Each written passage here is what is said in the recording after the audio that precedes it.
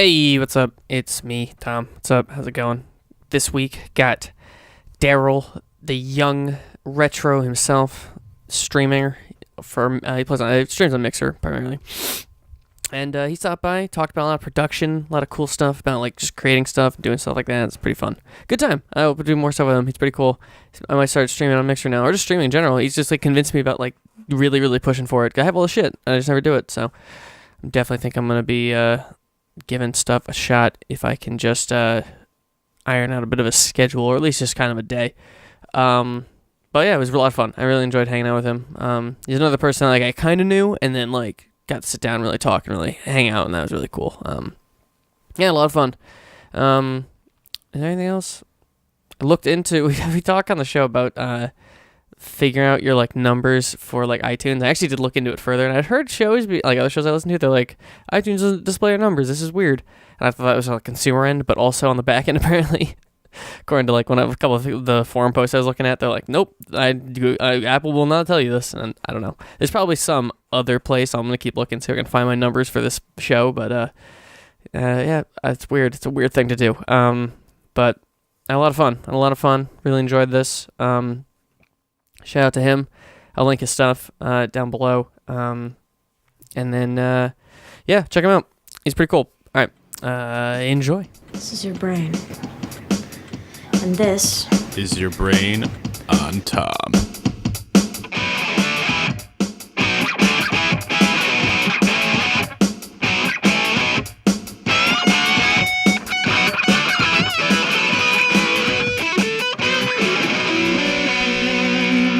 Alright, what's up this week? Darryl, the young retro himself, Mixer streamer extraordinaire. How's it going, man? Pretty good, man. How are you? Pretty good. Yeah, keep this with you. So how's you been? I'm pretty good, man. Pretty good. Been keeping busy with streaming and stuff like that. That's awesome. It's literally only been like 3 months or so. Okay. But been really, really busy with that. Nice. Because I know you were doing the YouTube thing for a little bit. Yeah. About like, wow. I think that was like 2013, I think I started. Oh, wow. Did that for a really long time. I think that actually gave me a lot of experience moving into streaming because like 3 months ago, I don't think I would have ever considered myself to be a streamer. Mm-hmm. But I think it's a lot better because you have. I think the thing that I struggled with doing YouTube was there wasn't really a lot of what I really wanted was like criticism, not like constructive criticism. Yeah. Because like I was doing stuff that I like was working my ass off on, but I didn't really get that feedback of like trying to better myself. I kind of just had to like wing it and think like, okay, maybe I guess they'll like this, or maybe they won't. Whereas with streaming, you have that audience. With like Mixer versus Twitch, it's kind of interesting because Twitch, there's like, I wanted to ask you about this, like why you chose Mixer over Twitch. Like Mixer has this thing called FTL, which is called Faster Than Light, where the chat and the streamer are almost simultaneously like connected as one, where on Twitch there's like a 7-second delay or something with chat and the streamer. Mixer there's almost half a second delay, so you can respond to the chat almost instantaneously. So that really makes it more intimate. I guess I did a couple streams on Twitch back when I was doing YouTube, and they weren't really, I mean back when I was doing YouTube it was just me, like a really shitty laptop, not like connected to a router or anything like that. Oh, so wow. It was like, so it was a struggle, as you can probably tell. Yeah. Well, that's pretty cool. Yeah. What made the transition? Like, are you done with YouTube? I'm just going to do streaming full time? I mean, I still have my YouTube channels up. There's only like the Young Retro YouTube channel is the one that I really only post to. Okay. Now. Is that like that's just the brand you're going to go in that direction? Yeah, I think so because like I've established the audience on Mixer, which I mean I didn't think that I'd ever like in 3 months ever like get to. Nice. Like where are you averaging around? Averaging right now at 550 followers. Not bad. Yeah. Wow. Yeah. I think Mixer is because like Mixer's only about 2 years old now, whereas Twitch has been around like for a very long time. I've never used Mixer. It's a really nice environment because whereas like with YouTube and Twitch, you have your good people that you know if you're making like connections on there, but I feel like there's also a lot of toxicity in YouTube and Twitch. Yeah. Whereas Mixer, I don't think you have your trolls. Yeah. coming in and chat. But streamers that I stream with, I don't think I've met a toxic person yet. Everyone's really nice, and it really feels like a family. Everyone's just like says like, oh, this is like the Mixer fam, but like it really feels like a family. That's awesome. Yeah. Yeah, it seems like it's a little bit more close to, closer people, the smaller community, so it's not like it's as big and going to lead to people just being like crazy and toxic. What happens when everything gets bigger? Yeah. So that's nice. We'll see where it goes, but I think Mixer, the Mixer staff, they have like their heads on their shoulders, and they're always making sure that, like toxic people aren't really coming into the community. Nice. Are you in contact with them? Like, do you like keep up, like something you have to do? I'm familiar with a couple of Mixer staff. I met some Mixer staff at PAX. Yeah, right. But nice. They usually deal with like the partnered streamers. Okay. What does that take to get partnered? There's a lot of requirements. The minimum amount of followers you need to have, I think, is like 750. Okay. But even then, that doesn't guarantee you a partnership. Okay. I don't know what Twitch's policy is with their partners, but I know that YouTube, you can just like sign up to be a partner. Oh, really? It's like you can have like, I think the minimum is like 100 followers or something like that, or not even. But like when I was partnered with YouTube, I only had like 50 followers. I think it's only smart. Like Mixer wants you to have at least 50 viewers for like consecutively for a month. Okay. In order for you to be eligible for partnership. That's really what they're looking for, and they're also looking for like the chat to be interactive with you and you to be interactive with chat. They pay attention to everything. Oh, that's good. Because they want to make sure that they're not getting some guy that's just gonna like shit all over their like brand. Makes sense. Yeah. Keep it clean. That's pretty cool. Yeah, I had no idea that you started doing it. It seems like it's going well for you. Like, seeing your interactions on Twitter and stuff. You're working with other people. You have a fucking merchandise now and stuff. Like, that's pretty sick. Yeah. It took off a lot quicker than I thought. How do you do all that? Like, what was the process of like going from just starting to actually now like being more of an active, like you got your merch, you had a sponsorship with the chair, brands like that. Like, how did you build all that? It's really just making connections with people. I know when I was doing music and stuff like that, like years ago, my parents were always just like, make connections, make network with people. And networking is really what gets you those kinds of things. Like when I went to PAX, I kind of just thought that I was just gonna go and just like enjoy my time there, maybe hang out with a couple streamers that I knew, but it turned out to be more of a, I don't want to say business trip, but it quickly became more or less of like, I enjoyed myself a lot at PAX. I'm sure you did. Oh yeah. But it's good times. Yeah, absolutely. It was my first PAX too, so I wasn't really expecting like that. And I met some streamers, and they introduced me to other streamers. And like when they found out that I was a streamer, they were like, "Oh, like what's your like setup like? Like, do you need stuff?" Oh wow. And I was like, I got a sponsorship for the headset that I use. It's by a company called Lucid Sound. I use the LS30s. They're really, really awesome. The one guy that I met, he goes by the name Deep Bluebeard because he's a military vet. He's a really awesome guy. Gives the best hugs. And he has like a really long beard that's like dyed blue. It's awesome. So he'll stand out in the crowd. Yeah. And he was like, we went to lunch. And I told him about my headset, and he was like, "You know what? Screw it. We're gonna go talk to the guys at Lucid Sound. I'm gonna get you a headset." I was like, "What? Wow, seriously?" So like, he brought me over to the booth, and they were doing a giveaway. But the lead guy, was there, and he just pulled me aside, talked to him for a bit, and he was like, "All right, let me go see what I got for you." And he just gave me a headset, and now I'm like repping their brand and stuff like that. It's like all about the connections, man. How many sponsors do you have currently? Two. Okay. The Technisport chairs and the Lucid Sound. Fantastic. Yeah. That's pretty cool. Yeah. Like, it's first time there, just making it happen. You were in the Mixer booth, right? You streamed out there and I shit was. too? It was like, I didn't think that I would be allowed in there because it's the partner lounge. Oh, okay. And I was standing outside. One of my friends, Lena Axios, she's one of the top female streamers on Mixer. She's, Oh no shit. She's one of the first streamers that I started watching on Mixer because another friend of mine that I did YouTube with years ago, by the name of Annie Banani, he introduced me to Mixer actually. Okay. Because like I was about like 2, maybe like 1.5 years ago, I was feeling really burnt out on YouTube because like I was like making content, I was putting it out, but I wasn't really getting like feedback on what I was doing. Like, not to sound like cocky or arrogant or anything, but like I knew it was good content, but it was like I just needed that verification, right? Yeah, that stamp of approval from somebody. And also like the group that I was with at the time that I was doing collaborations with was kind of falling out, and there was a lot of like, oh, this person's mad at this person, or this person's like pissed off at this person for whatever. Drama. Yeah, I was like, I don't want this. This is not what I'm not a fan. So, and also I really wanted to do a lot of charity work too, and I know that a lot of streamers like work with charities and stuff like that, and I just wasn't going to get there on YouTube, and I just wanted a fresh start.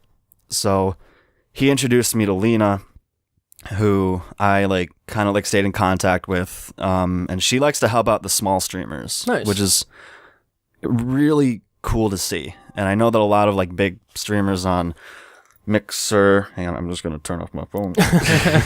No problem.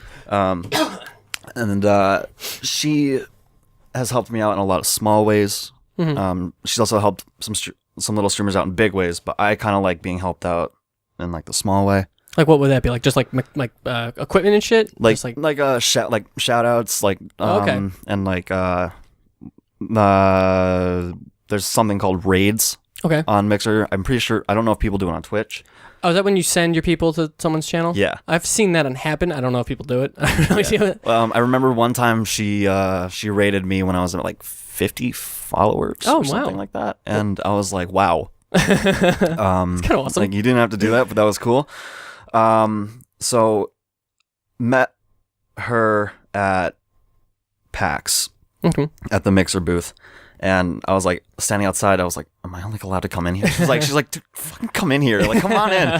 And it was kind of like a welcome to the family kind of thing. Nice. It was really nice to see because like all these like partnered streamers that I've seen stream are like talking to me and stuff, and like asking me like how I'm like doing, how my PAX is, and just like talking about like streaming and just like talking like about like games and life and stuff. And it was like, you really get like connected with them like as a person. Yeah, it's really awesome. Nice. Yeah. What's the like the Mixer streamer player base like? Like Twitch is very like I don't know how do I word this, like top heavy, where it's like just a lot of like old pros or like stuff like that, or like, you know, it's not like, is it like, and like it's usually just like multiplayer games like a PubG or a Fortnite or something. Is that the same over there as well? Yeah, kind of. Yeah. Okay. You look on the featured page, which is like I think it's like 4 streamers at a time, and most of the time it's PubG, Fortnite. Okay. Like I think like the top 4 streaming like games on Mixer are like the top trending are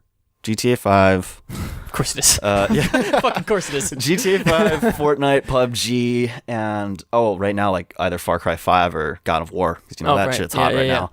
Sure is. Yeah. But you know, I like to bring out like the retro games, right? And stuff like that. I still keep up with like the current. And like a lot of people like say that this is what like drawed them to me, was that I do like the retro games on certain days, but then I also keep up with like the up-to-date games. What's your schedule? My schedule is, my schedule kind of like flops around a little bit, but right now it's Tuesday through Saturday, weekdays, Tuesday, Friday. It's at 8:30 at night, until like midnight or like 1 in the morning, because I work from 11 a.m. to 7. Okay. So while I'd like to stream during the day, that's not possible for me right now. Okay. And on Saturdays, I stream at 11 a.m. until like whenever. I call that the mega stream. Nice. And then Sundays and Mondays are kind of up in the air. Okay. That's kind of cool. Yeah. So you just kind of, and then like, what are you playing when you're doing those? Just do you have like a certain thing you play on certain days, or you just book whatever the fuck you're feeling? Literally whatever the fuck I'm feeling, you know. Cool. But sometime, like lately, I've been into Far Cry 5, and you know, you gotta have the Fortnite days, because like I do like Fortnite with followers and stuff like that. So like my followers. Fortnite's a lot of fun. Fortnite's like a lot of fun. It is, and like it makes sense. It's super popular, and as someone like you who's just trying to like, you're gonna want to curate to some things that people are gonna want. Just even to bring in the random eye of like, oh, who's this? I'm gonna watch someone play Fortnite or something. Yeah, exactly. It makes sense. So like that's pretty cool. Yeah. What do you play like when in terms of like retro stuff? Like what's that look like? Retro stuff can go anywhere between doing like Nintendo 64 to all the way to like the GameCube. Okay. Typically, recently been playing Super Mario Sunshine. Okay. Mario Party 2. Nice. You know who Nick Balk is? No, unfortunately. He is. He's one of Dylan's really good friends. He's one of our good friends, and him and I started Young Retro together. Oh no shit! On YouTube, yeah. So like, some people are like, "Oh, you have like a streaming partner?" Like we never see him. For like the first 2 months of me on Mixer, it was originally supposed to be just him and I doing streaming, but then he got really busy, so I kind of had to like carry the slack, I guess, which is funny because the first YouTube channel I did was a 2-man Let's Play. Oh, yeah? And then I think I've seen videos from that. Yeah. I think I've seen that. Yeah. And he, Ricky, my first partner on YouTube, he left to go back to Italy. Okay. And then he just got really busy with life and stuff like that. So I kind of had to take over that as well. So it's kind of funny that I have, every single time I start a 2-man project, I'm always the one that has to end up doing it at the end. Yeah. But Nick comes on every Friday, and it's a ton of fun. That's it's awesome. just like playing with a best friend. That's awesome. Yeah, I've always been like tangent because we kind of know each other. We know the same people, but we don't because like when I came into BG, like you were probably like you were on your way out. Yeah.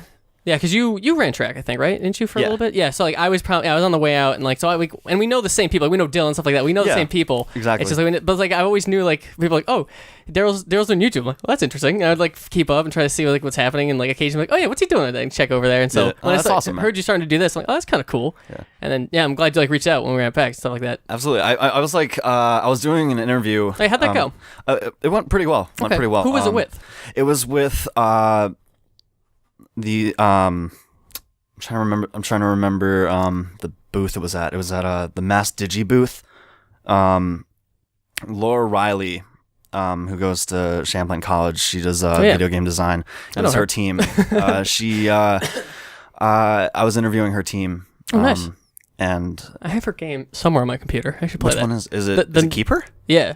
Oh, that's awesome. I just reached out to her and I was like, hey, is your game here at PAX? And she's like, no, we only had the one day. Do you want it? I'm like, yeah, if you can just give it, I guess I'll just try it. Yeah. So she just sent me an EXE. I was like, all right, cool. That's awesome. What do you think about it? I haven't tried it yet. Oh, it's so I've been so busy. I I really wanted to try it when I was there. It seems really cool. Yeah, it's like I like how it sends like a positive message about like how like you have to like save like the bees and how they're like important to like the environment. Yeah, I remember when they were like starting the project. I saw something on Twitter about them doing it. I think she had posted something, or the group, whatever the team is called. I think I follow them too. Micropup. Yeah, I follow them. So like they had something too, and I was like, oh, okay. So I'm kind of getting the idea of it. Like I like it just has a cute look to it. Stuff. Yeah, nice. It has a really nice appeal and like look to it. It has a really nice aesthetic. So you interviewed the whole team at once? Yes. Nice. Yes. What was that 6 people, something like that? It was 3 of them. Okay. And I'd never done an interview before, so I actually had to scrap the first one and then go back and be like, all right, can we do that a second time? But did you film it?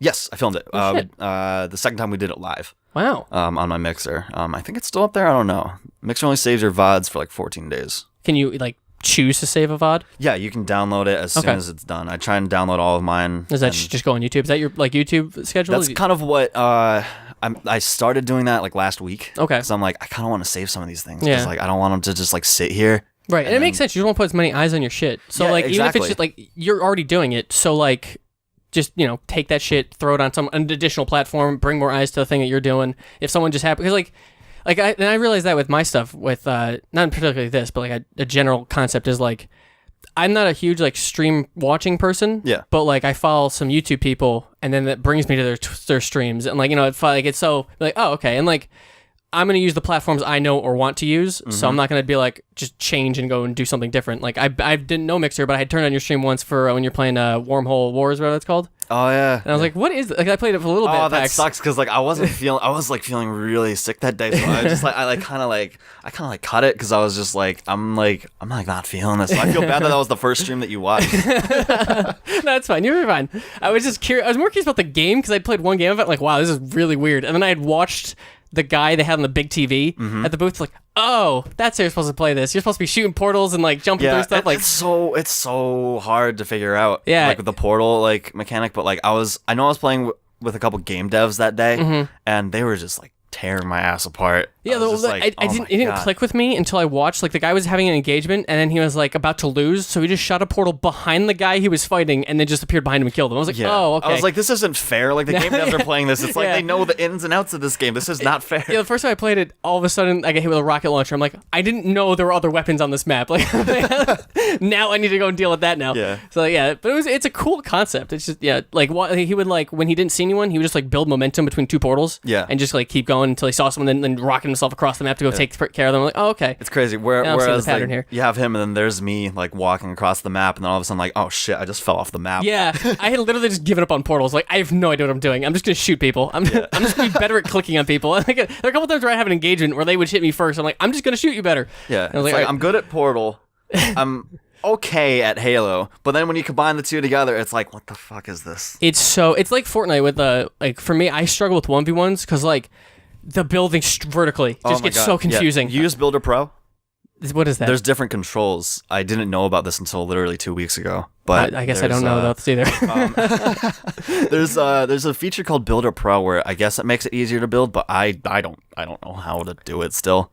Is that I know there's like you can have it where you can click and just hold and it will build. Is that what that is? I think so. I think I have that on then. If that's what that is, I have that on. Yeah. But like even that, like sometimes like I'll watch a streamer and like stuff like where like you guys are competing in verticality and then you just like build like you guys have two staircases, but you have the one staircase above them. You just build a floor over them, so that you stop their like vertical progression, then you start building around them, and like it can get so crazy where you're just like stopping people's like growth towards it, and it's nuts. Exactly. Like when you get down to like the top three, it's like it's do or die. Yeah, it's crazy. Although I see so many people lose their shit at Fortnite. And it's like sometimes like my roommate like bless his soul. He's a really nice guy, but like I can hear him when he plays Fortnite in my room out in the living room just like fuck, god damn it. Like it's I mean I have fun with Fortnite and that's fun, I'm like horrible at it and I say that on stream but I say it with a smile on my face. Right, yeah. I mean, you don't have to be the best at it. Exactly. It's just have fun. Yeah. I mean, it's fun. And like I've only won a squad game. I've yet to win a solo game, but I've come close a few times. Yeah. And then just and the problem with that too is like if you don't get those like good starts, you could just have like 6 games in a row where you die 10 minutes in. And you're like, fuck. So like I can just see where the frustration comes from if you're not like just like winning crazy, because you watch streamers, they land in crazy places, they're murdering like 6 people right away, and then they're like, all right, we got all this equipment, we're good, and they just keep going and stuff like that. So it can be disheartening if you're not that guy. Yeah, exactly. Are you familiar with Ninja? Yeah. Like everyone wants to like get on Ninja's level of good. Yeah, but, it's like that guy plays like 10 hours a day. He's also been playing competitive games his entire life. Exactly. Like that's the thing a lot of people I don't like, and I definitely struggled with this for a while too, where it's like when you're seeing someone is after years of work. Mm-hmm. Like I just watched this guy on YouTube, I think his name is Slush, I think, and he does he primarily did like Smash mini docs where it was like, here's the history of this player, here's the history of this player, and he just did one on Dr. Disrespect, and like that guy has been doing like he started with like YouTube or just fucking around on Xbox Live, doing the character and doing the voice and shit, and then like seeing people do commentary videos for Call of Duty, and then like doing that, having YouTube videos of that where he'd have like sections of the character being like a goofball, then got picked up with Machinima, goes over to work for Sledgehammer for Modern Warfare 3, and just keeps growing from there. Exactly. So by the time we see Doc on Twitch, it's like 8 years of already like work pre-established, but you're thinking like, oh, he's a streamer who just took off. Mm-hmm. That's amazing because, like, I mean, I was actually, I did a podcast yesterday with my friend Norm, and we were talking about, like, building, like, your content and going back years and years and years, seeing where you've, like, started, and, like, the importance of not deleting your content. Oh, yeah. Because you get to see yourself grow, not only as, like, a content creator, but as a person. Right. Because you can go back and you can, like, look at that moment in time and be like, oh, like, I was going through this during that time. It's like a great time capsule. Yeah. To see. It's almost like a weird art experiment of like who you are. Like it's interesting because you can see like, oh, is my interests are changing here, and this is how this goes, and like, oh wow, this is the way I used to do certain things. It's I used to say like a lot. Exactly.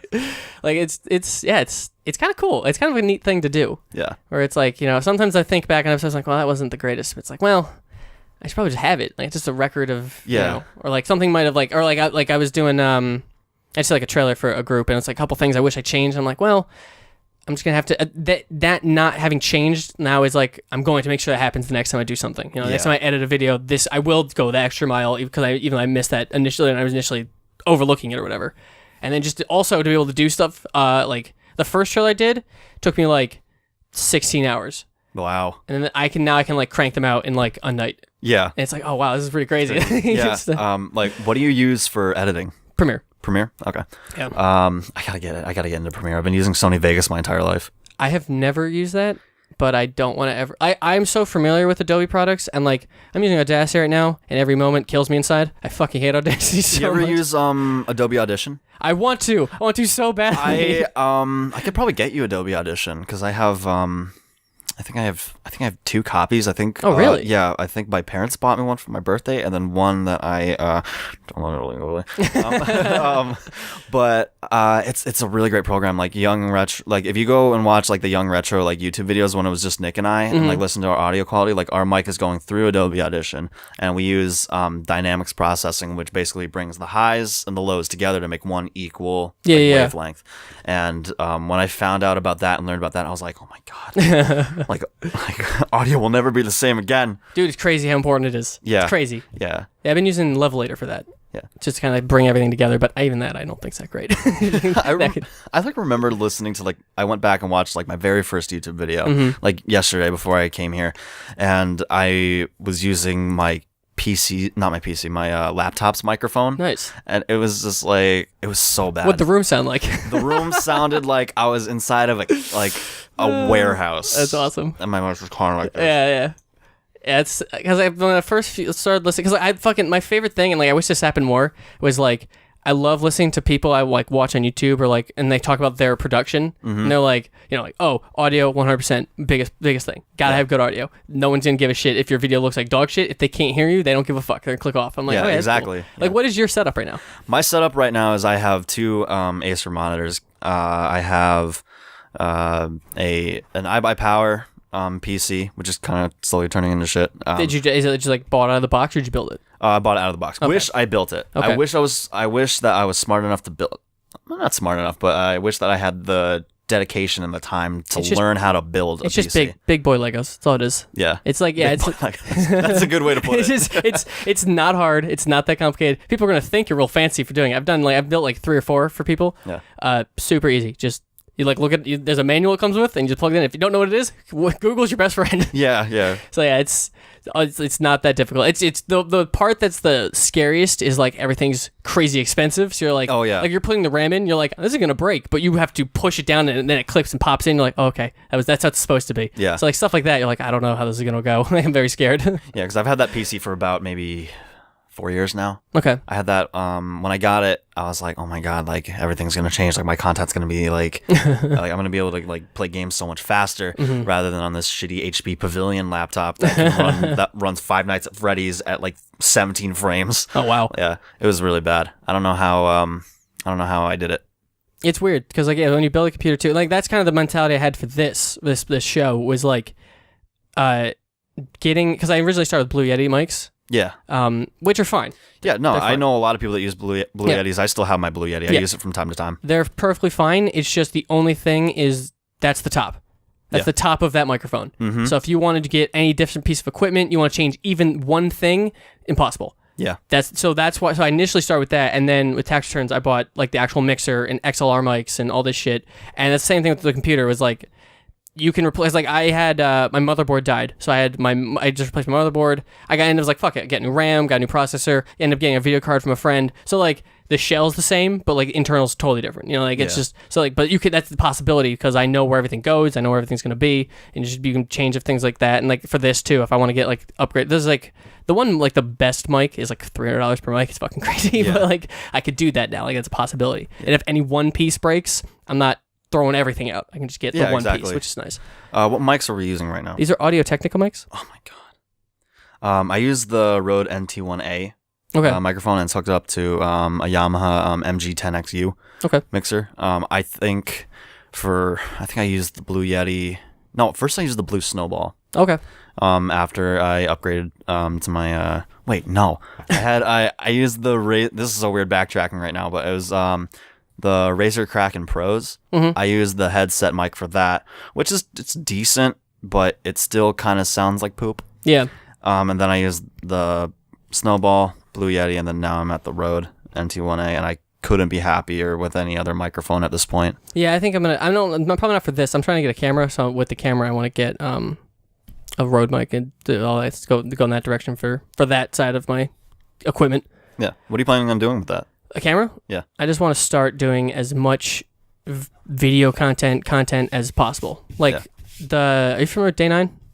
No. He's an old StarCraft pro. He started becoming a streamer. He has a thing. He'll do like is it once I forget, like maybe once a week or something, or he'll start talking about stuff. People ask him a question, he just goes off on a tangent. And the thing he said to me that has stuck with me so hard was, think of life like cooking popcorn. You can put one in at a time and wait for it to pop, but you're going to starve. So if you throw in like 5, and then whatever one pops, go with it. He's like, I could have been a math teacher, but StarCraft took off, and then streaming took off, and like that's my path. But I could be a llama farmer math teacher. Like that was he was going to school for math. He was doing all this stuff, and so I'm going to. My plan is to throw as many various things in there at once, and just wait for the one to pop. Yeah, and just figure out different routes and different ways to do different things, and like so, and like I also just want to experiment and play with everything that is possible. So whatever I can do with whatever piece of content stuff, because I think it's a lot of fun. I love editing. I like doing stuff like this. Yeah. Video. I've always liked video like stuff. So learning how to do that, figuring out how to do stuff like that, figuring out audio with like outside stuff like that would be a lot of fun. So see where that goes. But yeah, that's kind of my next step is like the next thing. Have some kind of YouTube thing or whatever. Do something with a camera. Yeah, that popcorn thing, I gotta use that now. That resonates with me so much. It's really good, right? Yeah. I really like that because like you don't want to just dump everything into one thing, and it's hard. Oh yeah. Something like this can take me. The last episode I just did, Audacity being the absolute dumpster fire that it is, made it take 2 extra days. So it's like just having like, okay, like I have to focus on this and do this, but then I had a trailer I had to put out and like do this stuff. So I'm trying to, and I'm waiting for people to get responses on that. So now I'm gonna go jump over and work on this project and do this, and then still have to go out and do stuff. So I have content to do for this show if I'm alone or there's something I just want to talk about with someone. So trying to find all that balance is fun, but it's challenging with a full-time job and all that shit. Yeah, exactly. So. What do you do full-time? I work at a insurance company just doing claims processing, so I sit at my desk and listen to podcasts all day. That's the way to do it. Yeah. It's so boring. I need to get another job. But yeah, the popcorn thing resonates with me so much because like I kind of put things in after high school. I kind of put one thing in one basket, which was music, because I had done music since like the 4th grade, and I'd worked my way up, just like practicing and taking lessons and just like learning and just like absorbing all like this information up until the point about like sophomore year. I kind of realized I didn't want to do it anymore, and like I still had like the YouTube thing, and I got like really sick, and I was missing classes to the point where I just wasn't keeping up on work, so I had to drop out. And my parents were very unhappy with me at that point, so they're like, you need to get a full-time job. And so I ended up getting a full-time job where it was my first job that I ever had. I was a waiter, and then I moved into the kitchen as a dishwasher, and then now I'm a cook. So like I look back on that, and people always ask me like, do you regret like just not like going to school? And I'm like, no, because it never would have led me to where I am right now. It would never have led me to streaming, doing YouTube or anything like that. So I think it's always like nice to not like it's good to like have multiple things going for you, right? Which is where I'm at right now. I'm kind of like branching off, doing Mixer, doing YouTube, and then like working, doing music on the side and stuff like that. So if one thing fails, I can always fall back on the other. You're not screwed. Yeah, exactly. And I don't think anyone should have to go to school. I kind of wish I didn't. Yeah. Because like I'm not using it, and had I gone, I wish I went for production or film or something I cared about, because all you should be going to school for is building connections. Yeah. Getting that job out of college because you found someone through college that built something out of there, like not not doing it because you feel obligated, not because someone tells you to. That's kind of where I was at. I was like, oh, I'm supposed to do this. I should do this. Yeah. I should go to the school with a name and go and do this. And people go, oh, what are you doing? Oh, I'm doing this. Oh, that's so nice. And, you know, I shouldn't give a shit what they think. I should just do what I would want to do and how I want to push it and do all that kind of stuff and learn a skill that I actually care about or could use and apply in some other place. So. Yeah, and I think people respect that. I think a lot of people are like scared, like people who drop out or like struggling with school are scared to like say like I need help or like this isn't working for me. But I think a lot of people respect it a lot more if you go off and you do what you want to do. Yeah, definitely. Yeah, there's no...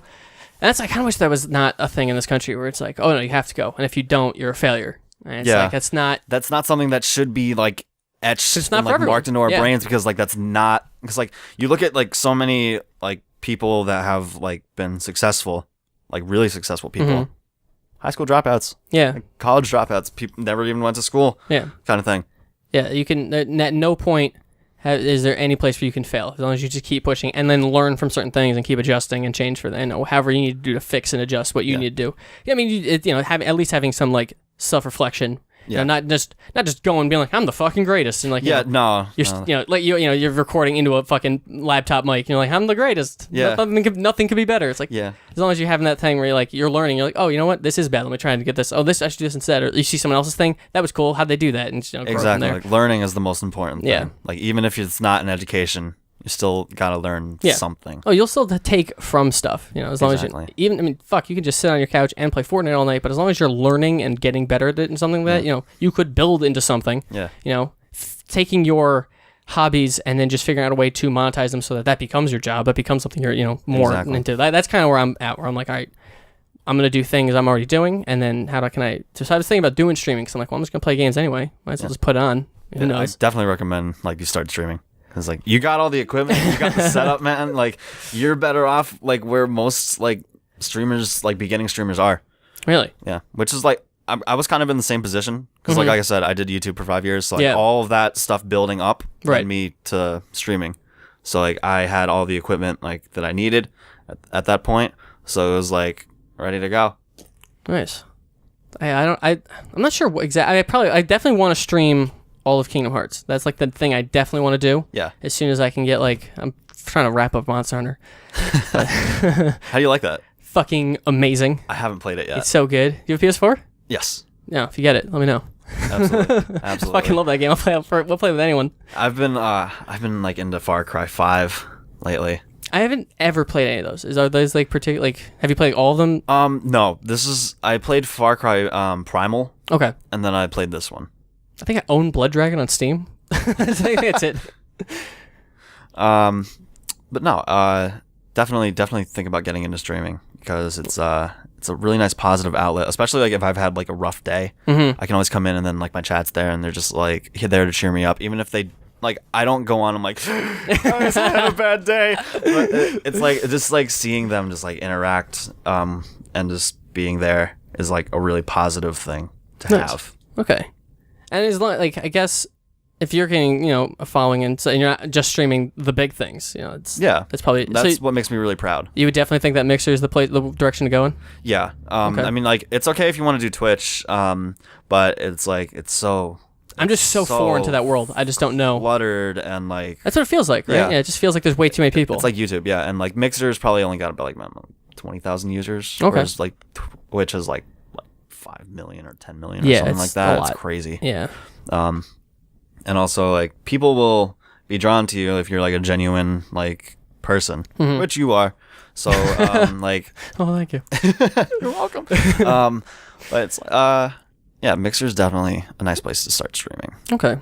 Yeah, because I think it'd be kind of fun just because like I said, I'm already doing it. I should just put it out because like you never know who's just gonna find it and be like, this is what I want, this is my thing. Yeah. So I don't know, because I've just never been like a streaming person. Like I'll put it on where I'm like, all right, I'm doing nothing, let me just watch Dr. Disrespect, let me just put on whatever, I'll watch Ninja because he's doing something weird or like whatever, but like otherwise I don't ever, it's not like, it's not even like on my fucking Chrome like the new tab recent or no popular things you go to, whatever the fuck it's called. It's not even on there. Like I just don't do it that often. I'll sit on YouTube for hours. Yeah. But like I never think to do that. And like YouTube streaming, I hate because it doesn't advertise it in any real way. It's like it's so weird. Oh, there's these guys that I'm pretty good friends with. They go by the name AW Rebels, and they they use this app called Multistream. Okay. Where, I think that's what it's called. Whoops. But you basically they stream on Mixer, and when they do that, they stream to Twitch, YouTube. Oh, no shit. And all at the same time. Oh, okay. And it's incredible. Like their branding is like really, really good. See, that sounds like the way to do that. Yeah. Because like a nice thing about like the podcast stuff is like if you get on iTunes, which is the easiest fucking thing to do in the world, it's like feeds into other channels. Yeah. So like it's not just like you're like, oh, okay, I'll put it on this. I was like, well, I know iTunes and SoundCloud, so I'll do those two. Yeah. And then but having done that, like iTunes, it then feeds into other channels. So like I don't have like Stitcher because I think you have to like pay for that one to be in that one or something. But like and I think they also need something that's not SoundCloud's my base. Yeah. So like I think it needs the other another RSS feed thing. It's silly, but like it's you actually find yourself like in other places, which is cool. Yeah. So that would be cool to have like a way of streaming to just fucking all three of them. So like who cares? Yeah, exactly. That's actually funny that you mentioned that because I was talking to my roommate and he was like, "Oh, what are you doing this weekend?" I'm like, streaming, and then I'm going to be on a podcast." He was like, "Oh, what podcast?" I'm like, "Your Brain on Tom." He's like, I listened to that podcast. What? Really? Yeah. Oh my God, what? I was like, whoa, that's crazy. That sure is. Oh, that's crazy. Yeah. That's so cool. Oh, wow. Look at me go. Yeah. Oh. I have no way to figure out numbers. That's the one thing I fail miserably at this show. Really? Have no idea. I gotta, like, I didn't really pay attention to my analytics on YouTube, but now with Mixer, I'm like printing out like the charts nice. at least once every month, and I like keep track of like what days I should stream where the most traffic comes in and like what games are popular. Right, and then yeah. like it's really important to look at your analytics. I definitely think it is. I just don't know how. There's just so much. There's just I can't help you with that because Yeah. I don't know anything about like SoundCloud or like podcasts or anything like that. iTunes is just like there's no way to know. Like I have no idea. Maybe there is. I'm just Star dumb. rating, maybe the reviews. I don't know. Yeah, I don't know. I have no idea. I should figure it out because like I've been doing this for a year now. You think I would just figure it out, but no. What episode is this? This is 46. Holy shit, man. Yeah. Holy shit. I wish I had like a consistent release, but like it's so hard. Yeah. It's just so hard to have like if it's like I'm having someone come in, like you have to come on Sundays. Some people are like I can only do like Wednesday, I can only do Saturday, so it's like I'm gonna work with you. I want you on, like I'm not gonna. So it's difficult right now. Like as I have a full-time job as well, so I have to kind of like Exactly. work around that. And so if that would be the one major change I would make, where it's like every this day it comes out, but so far I can't. So What's your editing process like? so what I'll do is we'll record this. I will probably sit on this for one day. So like I'll come back tomorrow and then I will listen through the whole thing and I will cut out things. More or less, it's just me cutting out like if you went to the bathroom, I cut that out. Yeah. Or if I'm alone, I burp a fuckload. I don't know why. It's like I think you just like lose track of the fact that you're doing a recording. yeah. And like I must be talking so fast that air is just coming in and then like it doesn't know what to do. Like sometimes I'm like, 'cause what I used to think it was is like, oh, I ate just before, so I'm gonna try not to do that. Oh, I just drank a soda, I'm gonna try not to do that. I can just wake up and start and I'm burping like crazy, so I have to cut that shit out. I don't know what that is. Yeah. It's so weird. So like the solo ones I have to edit like a little bit more, and then while I'm listening through, I'll write down time codes on a little notepad that I have behind me, and I just keep track of that, and then once that's done, I'll record an intro. If it's with a person, if it's usually by myself, I won't do an intro. And then I will throw the theme song on that a friend of mine made and just put that out from there. And then then I take that file, throw it through Levelator because I didn't do that once and it was like really quiet. So that'll adjust that to that, and then I take that outputted file from Levelator, throw that onto SoundCloud, and then while it's uploading to SoundCloud, I will go to Premiere, edit that so then it goes up on YouTube as well. That's awesome. So it can take a little while because the YouTube upload thing can take them like a lot of time. Oh yeah. Because YouTube's a nightmare when it comes to that. But otherwise, no, it's not that bad. It can go pretty quick. And like the nice thing too is what I used to have thought I had to do was put it on SoundCloud and then I'd have to go to I don't remember because I don't even use it anymore. But it was like the iTunes backend, and you'd have to be like refresh my feed, so then it would refresh within 24 hours, then be on there. It just does it automatically. I had no idea. Yeah. I just like one day I was like, can I just get away with not doing this? And then as I follow on my phone, I'm like, oh, it just popped up. Who gives a shit? I guess I'll never have to do this again. So it just does it automatically, which is nice. And then I just had found that once you get on iTunes, it does feed into other feeds because I had like looked up my show like a narcissist. Yeah. Everybody does that. You ever Google yourself? Yeah. See what comes up in like images? Yeah, it's just because I've been going by the same handle, Ivernac, for 10 years. Mm-hmm. So it's just like old like Pokemon Online battle logs and like fucking my WoW character. Like it's usually just that, which is weird. But I guess I might always have my name associated with that. But I've been using that name for so long that it's just starting to bleed in. But yeah, I'd looked up my show and then it showed up on something I'd never even heard of. And it was like sitting there, I'm like, oh, look at that. Yeah, I remember like years ago, I Googled myself and then saw like 3 of my videos on like this Japanese website. Oh, and I was cool. like, how the hell did this get here? It was like 3 of my worst videos ever. I was like, what the fuck is this doing up here? Like, why are people watching this? That's so interesting. Yeah, but like, I like hearing about people's like recording and like I love editing it. process. Like, I know that some people listening to this right now are like, oh my god, what does this matter? It's my absolute favorite thing. But Production I love is geeking so out people fascinating. about production. Yeah, it's so cool. fascinating. Like that's why I want to start getting into video production too. Because I'm like, I just want to keep doing it. Like just Yeah. more and more shit. Let's go. Yeah. It's so much fun.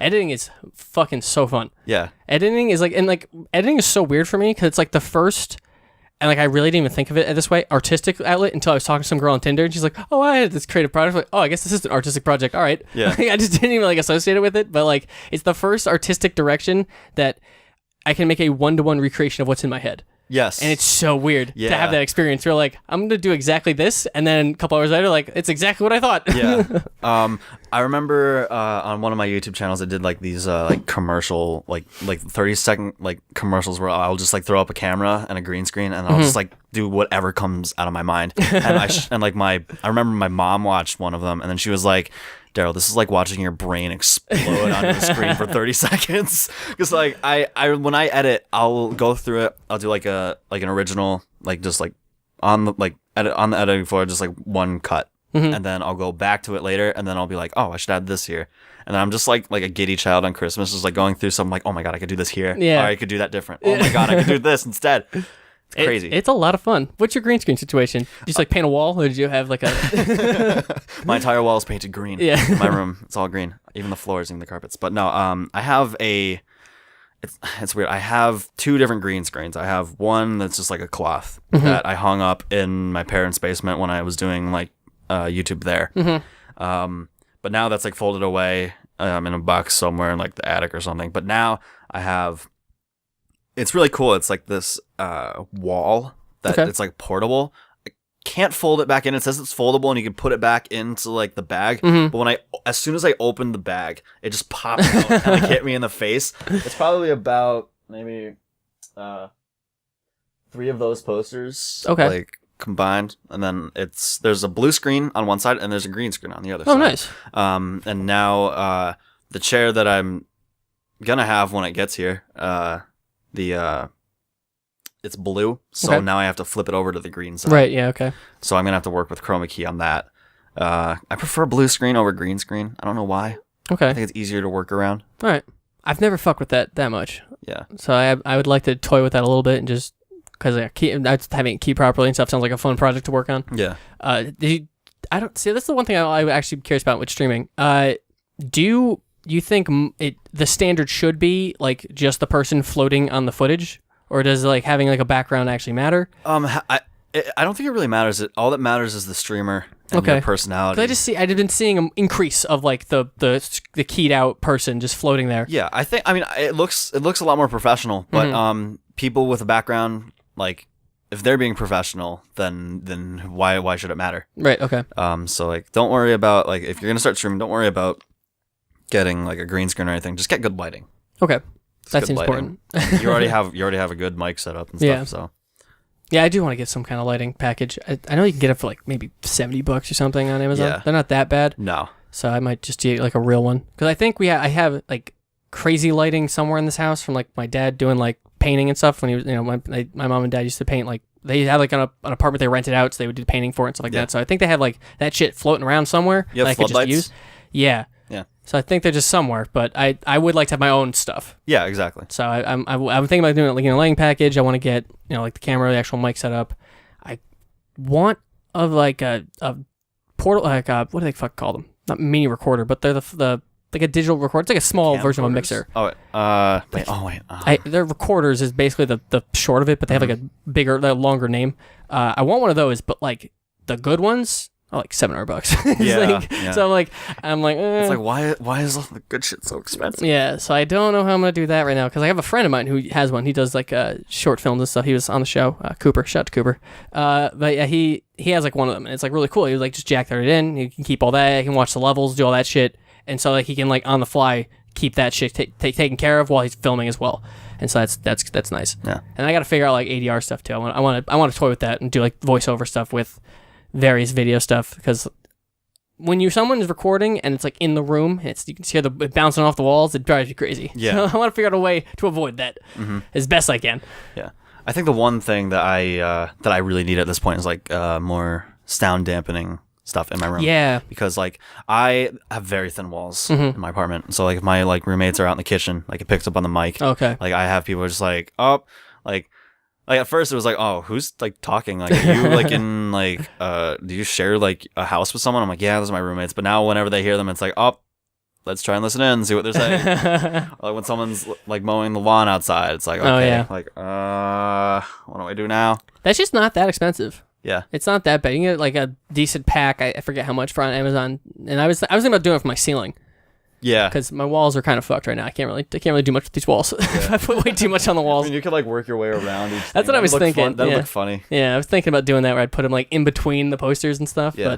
And that was one thing I've like, because I want to start doing like, I was saying like streaming and stuff, but like the wall that's interesting is this one.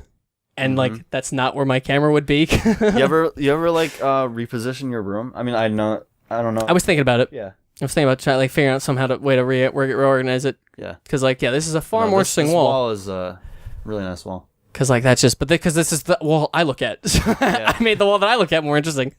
So I was thinking about doing something where I'd have like the camera mounted on that wall so it looks towards this or something. Yeah. I'd have to toy with it and figure it out. Yeah. I don't even know what a mounting system for that would look like.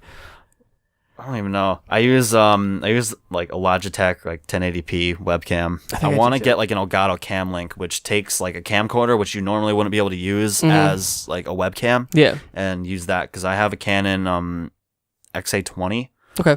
Really, really nice camcorder. One of Canon's best camcorders, and doesn't get any use. Right. It's just sitting in my room. I bought it like as an impulse buy. Was that for YouTube or just to have? It was for YouTube and just to have, but that was towards the end of like my YouTube days where I was like getting burnt out, and I was like, I don't know what I want to do with this. Yeah. So it's just like sitting there. So now if I ever get a cam link, I can use that. Do you use an Elgato? Yeah, I Okay. use an Elgato HD60. Nice. Really, really handy stuff. If you, it's like $150 for like the HD60. Okay. It's not as expensive as I thought it would be. It's really handy. It really is. If you want to do console gaming. I don't know if like you want to do like PC gaming, like console gaming. I'd probably do a mix of both. Yeah. Because like a lot of the stuff I would want to play, like I said, Kingdom Hearts is on a console. I could stream Monster. I probably should. At the amount of time I'm playing this fucking game, I should just fucking. Yeah. Should I'm probably sure just stream people that. would dig the shit out of that because like nobody's ever like really played like that kind of stuff. Oh really? Okay. Yeah, I remember. Not to like boost like my ego or anything like that, but like I remember the first time I got on the featured page, I was playing Portal 2. Oh no shit. And, Okay. and like I wasn't like, I mean like yeah, I was like yay, that's cool that I'm on the featured, but I was more proud of the fact that you look at the 4 people that were up there. You have like Fortnite, PUBG, like Grand Theft Auto, Overwatch, and then in the middle is Portal 2. And nice. like when we were streaming, we looked it up. Like you can look up who's streaming what, and we looked up Portal 2. Nobody else was streaming it that night. Nice. So it was like, that was really special to see a game That's that cool. I grew up on that nobody really plays anymore, or at least streaming wise, is like being featured on the front page of Mixer. And I was like, that was awesome. All right, that's pretty cool. Yeah. So that's cool. Then there is people or eyes. There are eyes on Mixer for things that are not the big ones. Yeah. So that's nice because that's the one thing where it's like, yeah, it does exist on Twitch, but the way like Twitch directory works, like even if I go on Twitch, I will not, like sometimes I will look for Monster Hunter and miss it because the directory is so massive. The algorithm is so broken. Yeah. Like once like a platform gets so saturated, it's like, how do they like work the algorithm? Because like the YouTube algorithm, like I was in a weird funky like space in like YouTube where like the algorithm like in 2013 it was constantly changing, Mm-hmm. and it's like I don't know how to keep up with it. Like people were just always talking about the algorithm, and it's like I don't know how to how do you read it? Yeah, I have no idea. And like people I was watching some video of someone who figured out like they were like there's like a hidden like rating system. So like it will like read the transcript of the video and like mark like, oh, they said fuck here, put it into this bucket. Oh, this war thing was mentioned, put it in this bucket. Yeah. And so like once you fall into like a certain like mature level of a bucket, then it doesn't like show up in recommended or like on the sidebar or anything like that. Yeah. And like, but they don't tell you. Yeah. You have no idea. That's crazy. And it's like weird. Like as a content creator, I should know this stuff. Yeah. You should be able to, because even if you want to, like you're like, oh, I'm being marked as mature because I'm saying fuck, I'll just stop or whatever. Or you can be like, fuck it, I don't care. It's like you should have that choice though. Exactly. And like there's no way of knowing. It's really weird. Yeah, there's three different ratings that you can have on Mixer: family friendly, which I actually haven't seen anybody be friendly. Yeah, teen, which is like you just can't like say fuck or anything like that. And 18 plus, where you can just like swear, do whatever. Okay. I'm 18. I'm currently 18 plus because a lot of my friends that I stream with are teen. So like if you can like learn how to censor yourself, you can like co-stream with them, which is actually a cool thing, by the way. I'll get into that in a second. But I like respect like my friends and their like ratings. Right, so I can like turn myself off. Right. And like censor myself, which at times is actually really funny to see what kind of like insults fly out of your mouth at a time. But co-streaming is another cool thing on Mixer that Twitch doesn't have, which is like you can simultaneously stream the same game with like up to 4 different people. So if they go into your stream, there's 4 screens. Oh, no shit. On the same page. So you can watch other like your friends streaming at the same time and stuff like that. It's really cool. Oh my god, that's such a cool thing. So like there's literally 4 different like point of views. Yeah, exactly. Do they like share a chat too? Yeah, the chat, everyone's chat gets integrated into one chat. Oh shit, that's so like, cool. And that's a great way to get people from one channel into another channel and just like following. Oh, it's the perfect Monster Hunter thing. Oh my god. Yeah, it's crazy. It's amazing. That's so cool. Yeah. Wow. That's actually pretty fun. Oh, okay, yeah. I should probably. All right, maybe or you're winning me over. You're winning me over in this Mixer thing. That's what I came here to do. I came here this morning and I was the first thing I did was gave you like my merch. I was like, hey, I brought you a sweater. When I saw on Twitter that you had merch, I'm like, fuck, this kid's really killing it. Well, I mean, here's the thing. There's no established store for my merch right now. Okay. Like my roommates, they work at a t-shirt at a shirt shop where they just like make designs and stuff like that. And I gave them my design and they were like I had to pay an assload of money for it. Okay. But like I had like at least like I had like a box full of t-shirts and a box full of sweatshirts. So hopefully soon I can get like a store set up. I don't really know how to go about that. I think not to just fucking shout out an ad over here, but I think Squarespace has like a store thing built in. Okay. think. Yeah, I'll definitely have to check that out. This is an ad from another ad that I've heard from other podcasts, so I'm not being paid. I have no code for you. Yeah. But I think that's how that works. I think they have like a store option. Mm-hmm. Also, you could probably just do like a Teespring. Yeah. Which would, whatever, however that would go. I don't know if, I think you just give them the print or the design and then they can just put it on whatever, I think. Apparently Redbubble is kind of shit because they don't have like a way of curating something. So like someone could find your logo and just start a Redbubble page without you ever knowing. Yeah. They'll never check that. I don't even think they have a way of reporting that. And if they do, like, cause I've heard that before. If someone's like, someone like me was like, oh, I just want to buy this shirt. This would be cool. And then you just like, oh, here it is. But you're not realizing that that shirt is not by the person that made it or has anything to do with that. It's just some other person who's like, put it out. So Redbull's an option, but I don't know if it's the best option. You ever have someone steal your content before? No, I don't think so. One time I did a cover. The one time I experimented with a cover, I think it was like Fall Out Boy song. I think it was like Centuries. I did like a guitar cover, and like I did like the drums and I did the bass and stuff like that. It was just an instrumental cover that I just put out on YouTube. I was like, hey guys, did this. I do music too. I don't just do games. And I went on I found like a YouTube channel, and like my friends were just like, hey, like this guy has your cover. And That's so weird. He's saying that it's his. Whoa. And so I emailed the guy. I was like, hey, sorry, but like this is mine. But he actually gave me credit for it. He's like, oh, I didn't know that. Cool. Thanks. Oh wow. And, that's good. That was like a weird first experience with me emailing someone like saying, like doing like a kind of like a copyright claim. Yeah. That wasn't really copyright, and I was like, yeah, this is mine, dude. But yeah, he was a good sport about it. That's good. Yeah. Because that's so. I don't know how I would even handle that. I don't know. I guess it would depend on what it was. Yeah. Like if someone was like trying to fucking say this was theirs, I'd be like, I don't even understand how you can fake that. And also, how did you find this? Yeah. Like I don't know how this gets circulated throughout the internet or whatever. Yeah, exactly. Yeah. So Weird. it's so odd. Yeah. But I would like to do more, just constantly doing more and more. So maybe one day I'll actually get to have this experience and just be, hey, knock that shit off. Give me it back. That's mine. You can't have it.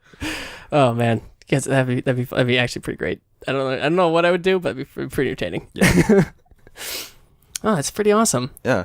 I guess too, like the merch stuff. Like for me, I'm like, wow, he's fucking killing it. But like anyone could do it. There's no one telling you can't. So exactly, like, because like when I first started doing this, they're like, you're doing what now? And it's like, Yeah. I don't know. I'd love to get a Your Brain on Tom t-shirt. I should probably do that. I drew the fucking logo. I guess. Dude, that's awesome. It's only me. I was gonna ask like who did your logo? Yeah, I just did it. That's awesome. I did a lot of drawing at the tail end of college. So like I just did with that, and like, you know, drawing is all about, you know, taking aspects of different things and like having a reference and make sure. So I had like a little, like one monitor was a picture of a brain, like a human brain, and I just drew it out, and I was like, all right, make sure it looks like Really this. reminded me of Rugrats for some reason. Yeah, I kind of wanted to hit that aesthetic because at the time I was just feeling it. Yeah. I don't even know why. I just was like, yeah, just feeling this weird like vaporwave 90s thing. Let's do it. Yeah, that's awesome. It's awesome. That's the first trailer I did for a local Smash group over here. They were like, "Oh, it's a vaporwave theme." I'm like, "I think I could do that." I've been feeling like wanting to do that. So like, I had this whole like weird thing in my head. It's way too long. I was like, it's like almost 5 minutes long. And so I'd be like, "Oh, hey, see the thing I did," and they'd be like, "Oh, cool." And after like a minute and a half, be like, "Well, this is nice." I'm like, "Okay." No, mental note: do not make trailers over like a minute and a half. People do not give a shit. Yeah. So like, yeah, it's, even though I think this is like a really cool big thing, it was like, all right, I'm noticing a trend here. Yeah. So That's awesome. Sometimes you like lose yourself in like a project. yeah. Yeah, and like it's hard to be like pull yourself away, and it's nice to have like the thing you anticipated or intended to do, but sometimes that Might be project a little too much. Yeah, it was only for you. Yeah. Only you care. Yeah. So yeah, finding that middle ground, learning from stuff like that, even just like taking something where someone's not going to directly be like, "Yo, this is too fucking long." Yeah. It's like, all right. I'm noticing people just hand me my phone back after like a minute. I'm like, all right. See, with me, if someone like made something for me, I'm like really like, I don't want to say like, yeah, I'm like lenient with it. So if it was like that, I would have been like, dude, this is so fucking cool. Yeah. I would have been like, I'm gonna keep it. Like, a lot of people like loved it too. The people who like, you know, asked me to do it, they loved it. It was just like people on the outside I was noticing where it's like, I feel like I should have been able to, for something, especially a trailer, you should be able to hook everyone. Yeah. So like when you're noticing like, you know, the people who like were, you know, Smash people, stuff like, yo, this is the sickest thing. Yeah. But trying to get like everyone kind of on board and be like, seeing that like everyone has like, obviously everyone's gonna have a complaint, or not everyone's gonna be happy, but you know, generally you want to keep it snappy, you want to keep it closed, but you want to have people interested and hooked and stuff like that, moving. So, but yeah, that stuff's fun to do. Trailers are fun. Yeah, absolutely. Link me to that stuff, man. I love looking at other people's content. Yeah, I think that the first two are on this channel, and then I have to find a couple of the other ones, but they're floating around. Nice. But yeah, I like doing them. They're fun. That's why I want to do like actual like more projects in terms of like editing and shit. Mm-hmm. Just because like that's fun. I enjoy doing it, and like doing stupid shit too. For like both Mike and Ben's birthday, I did like these dumb little videos for them, and like they're really fucking stupid, but I really fucking enjoy. I really want to see them now. Yeah, I posted both of them on their walls on Facebook, but I think they're or unlisted on my channel or something, so I have them around. But they're like so stupid. Like for Ben's, I was like driving, and I was like, I should just do this dumb fucking video for fun. Yeah. It's like, it's fun. But when I, like, while doing it and then, like, seeing the jokes kind of work and stuff, I'm like, all right, this is awesome. I should do this more often. I don't know why I don't. Nice. Humans are weird. We just don't, we have things where, like, this is the most fun I'm having ever. Yeah. But then we just were like, oh, that was it. I'm done. I'm not going to do this. What do I do after this thing is done? How are Mike and Ben? They're good. Ben just came back from England. He's in Iona, downstate. I gotta keep up to date with things, Ben. I had no idea he was over in England. Yeah, I barely did. Oh, okay. Now I feel a little bit better. I knew he was going, and then he sent me a Snapchat, and I'm like, oh, he's in England. I didn't know what was happening. Have fun, I guess. Yeah. And then Mike's starting to do acting and stuff. So he's got like an acting troupe, and they're doing stuff with that. Yeah, he He's come on here before to promote stuff that they've done. But I can't remember what those were. Sorry. Yeah. You're my brother. Yeah. Yeah. It's I fucking can't remember. The Will Kemp Players is the name of the group. I know that much. So I think they have a social media presence. I don't know to what end, but I do have one because his girlfriend is a social media manager for various things. Nice. She's done that with other companies, and I think she's doing a game company right now, but they're not like a real publisher. They're like a phone game thing, and I don't know how that. But it sounds like gotcha games, but like it's the guys that started Vicarious Visions. So like I assume they're making good stuff, but I don't know. I can't keep up. It's so complicated. We can check it out. It's I forget what the name of it is, but I was like very confused hearing it, and I was like, I think I need to sit down with someone who like is developing it to get like a clear idea, because she's just doing the social media. She's not making it, so like I don't know if like they're just only telling her the basics and not like, because I would be curious like where it actually is. I don't know. Yeah. Phone games are so weird. Can't get. You tried the new Harry Potter mobile game? I'm not a Harry Potter person. Okay. I don't know why, and it's like always just like phased right through me. Yeah. I have no idea why. Like, I mean, like, I'm a big fan of Harry Potter. The only reason why I brought that up was because you brought up mobile games, and everyone's been telling me to play the new Harry Potter mobile games. I didn't even know there was one. I didn't even know there was one either. So it's okay. And it's like the new hot thing. Like, everyone, like, I pop into like mixer chats, and everyone's just like, you play the new Harry Potter game? I'm like, what is this thing? I have never even heard of that. It's weird. I mean, mobile games are so foreign to me. People talk about them, and I'm like, sure, that exists, I guess. I played the Kingdom Hearts one, and I hate every second of it, but yeah. And it's what happens when you're a crazy person and in this deep. Yeah. You're going to have to play a stupid game because it's canon. I need to know what's going on. Exactly. Why is Ventus in here? Is he 100 years old? I guess so. We'll find out. I can't believe people still play Pokemon Go. That's crazy to me, too. I remember the last time I saw you was we were in Dylan's garage. We were about to go out and play Pokemon Go. Yeah. That was right when that came out, so that's forever ago. Yeah. Yeah. God, how long has it been? Has it been like 2 years, maybe? Yeah, probably. Wow. Yeah. But I don't leave the house, so it's partially my fault. Nah, that's fine. I never leave my apartment. Now that I stream, it's like I don't really have, like, my social life has disappeared. Yeah, like I've talked on the show before, but like this is the majority of my social interactions, like being recorded. And like when I was talking to the one person, she was like, isn't that weird? Like, there's like a record of like your last like year of social interaction. Like, yeah, that's really weird. It is weird, but like you have it documented forever. Yeah, it's like you could have like a friend that goes off and like moves like halfway across the country, but it's like you have that conversation still. It's so interesting. Yeah, and like I feel like maybe some people that aren't like used to this kind of thing come in here and it's like, oh, it's weird. Oh, like, there's definitely I've spent the last 5.5 years behind a microphone talking to people. So you picked up immediately. You can tell. Like, yeah, exactly. So it's like I'm just sitting here talking to a friend kind of thing. Yeah, because like a lot of times I have had people on here and like they don't know what to do, or like the microphone is like that's just like they'll be like back here and they're like I think I can hear myself in my headphones, so it must be good, but they don't understand like you should be like in here and like actually hear it and like exactly. Yeah. Like I've like turned people up and like oh sorry, and they move in. They're like, okay, I see what I'm supposed to sound like, and like I had one friend who literally did the whole interview like this, just talking at the wall, and I was like just like not like really yeah. And a couple times I was like, you know, you gotta get in the mic. He's like, oh, right, you turn. And then, like, you go back to it. I'm like, all right, I've told you, like, a couple times now. Like, you're just uncomfortable. It's fine. Well, I'll adjust it as much as I can. Like, there's a reason I bought this fucking box. So I can adjust and change things. I gotta, like, learn how to, like, EQ stuff properly. I think that's the one thing that I've, like, kind of neglected to do. It's kind of just like, okay, you know, turn this up, test record. Okay, that sounds good. Yeah, it's you know, whatever. I mean, I don't touch 90% of the knobs on here. You know, like, there's a few anybody things really I touch. does. Yeah, it's too extra. Yeah, it's way too much. I mean, there's crazy things in here you could do and play with and have fun and stuff like that, but it's pretty much just like I watch the game and make sure knobs are up, and that's about it, I guess. Yeah. You know, it's like I have certain buttons on here hit so that I can because I use this shit when I like play a game or like watch stuff on you know my computer stuff. So this would be the usual setup I have anyway. So no, I want to be able to hear fucking game sounds and shit, but like you know this button I would never use because this just feeds it back.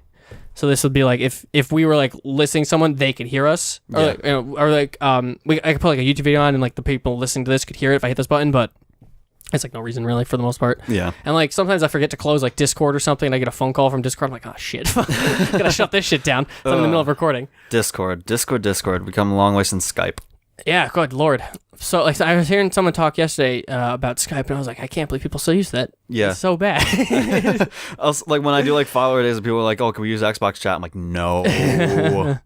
Isn't you either Discord have a on Discord. Xbox? What? Isn't Discord on Xbox? It is, but you can't use voice chat for some reason. I think. What is the point? I don't know. I would if you were like they can't use text chat. I'm like that makes sense. That adds up. Yeah.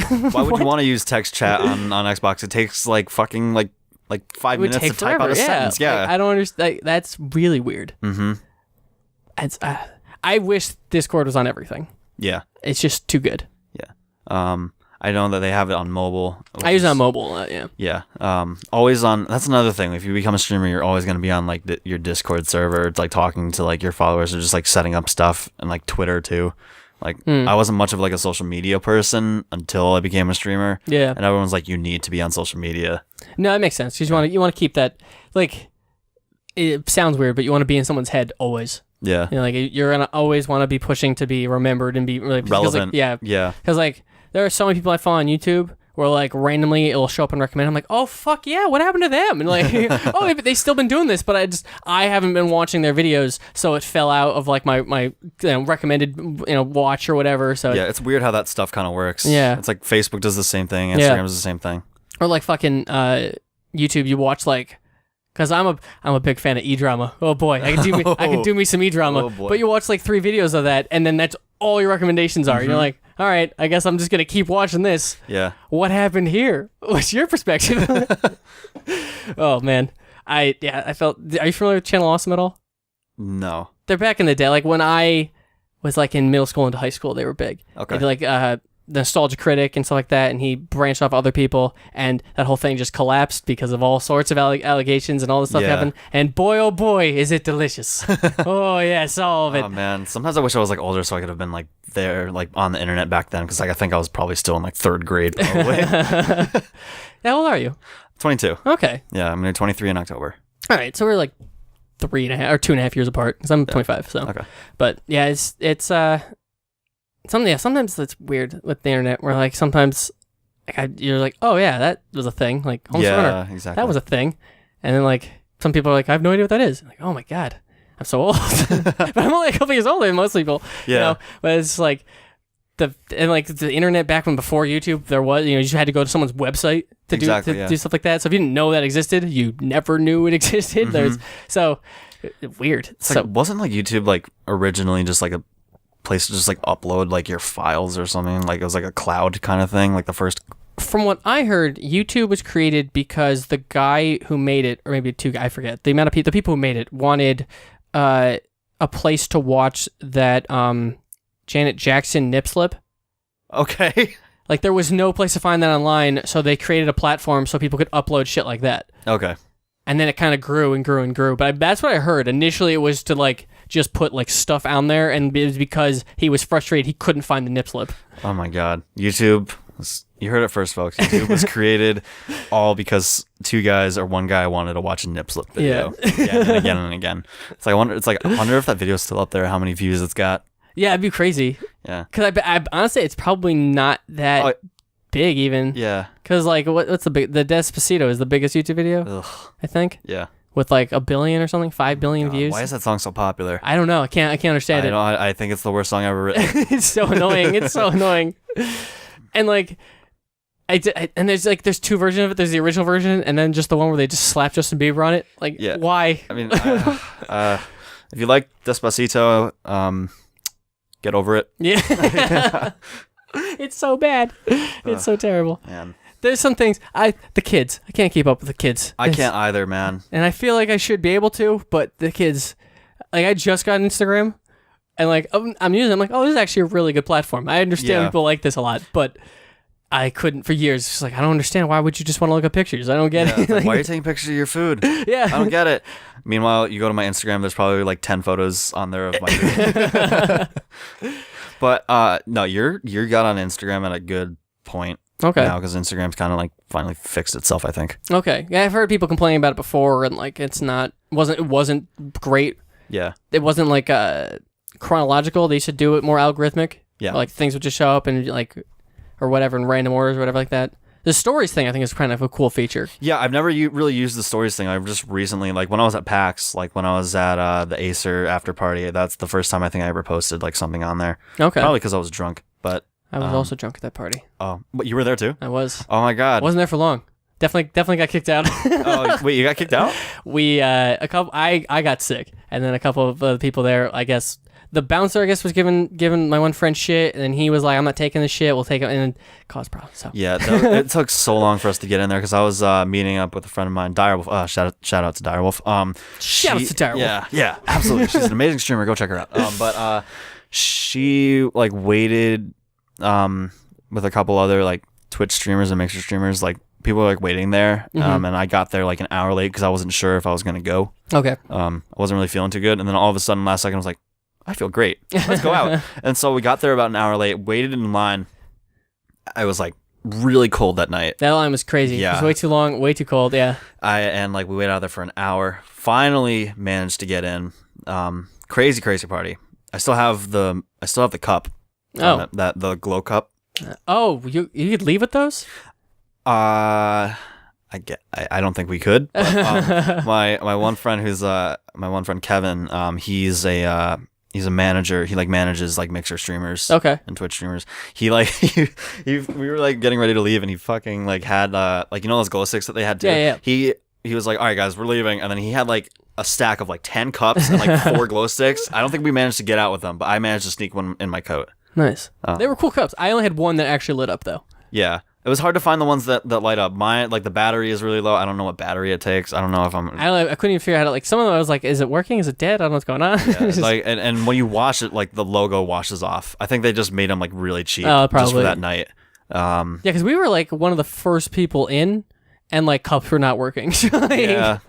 They probably, I don't know what they, because we had to like gone to dinner like just down the street from there, anticipation to like, okay, it's gonna start. We're just gonna walk down, get in line, and get right in. But like, yeah, so I was like right away and then almost immediately out. Yeah. Turns out I can't have 3 Long Island iced teas. Who knew? Oh man. 130-pound guy can't do 3 of those? Shocking. That's crazy. I'm not really much of a drinker, but PAX, I drank. I remember I went to last night I went to a Machinima after party with Direwolf. Once again, shout out to Direwolf.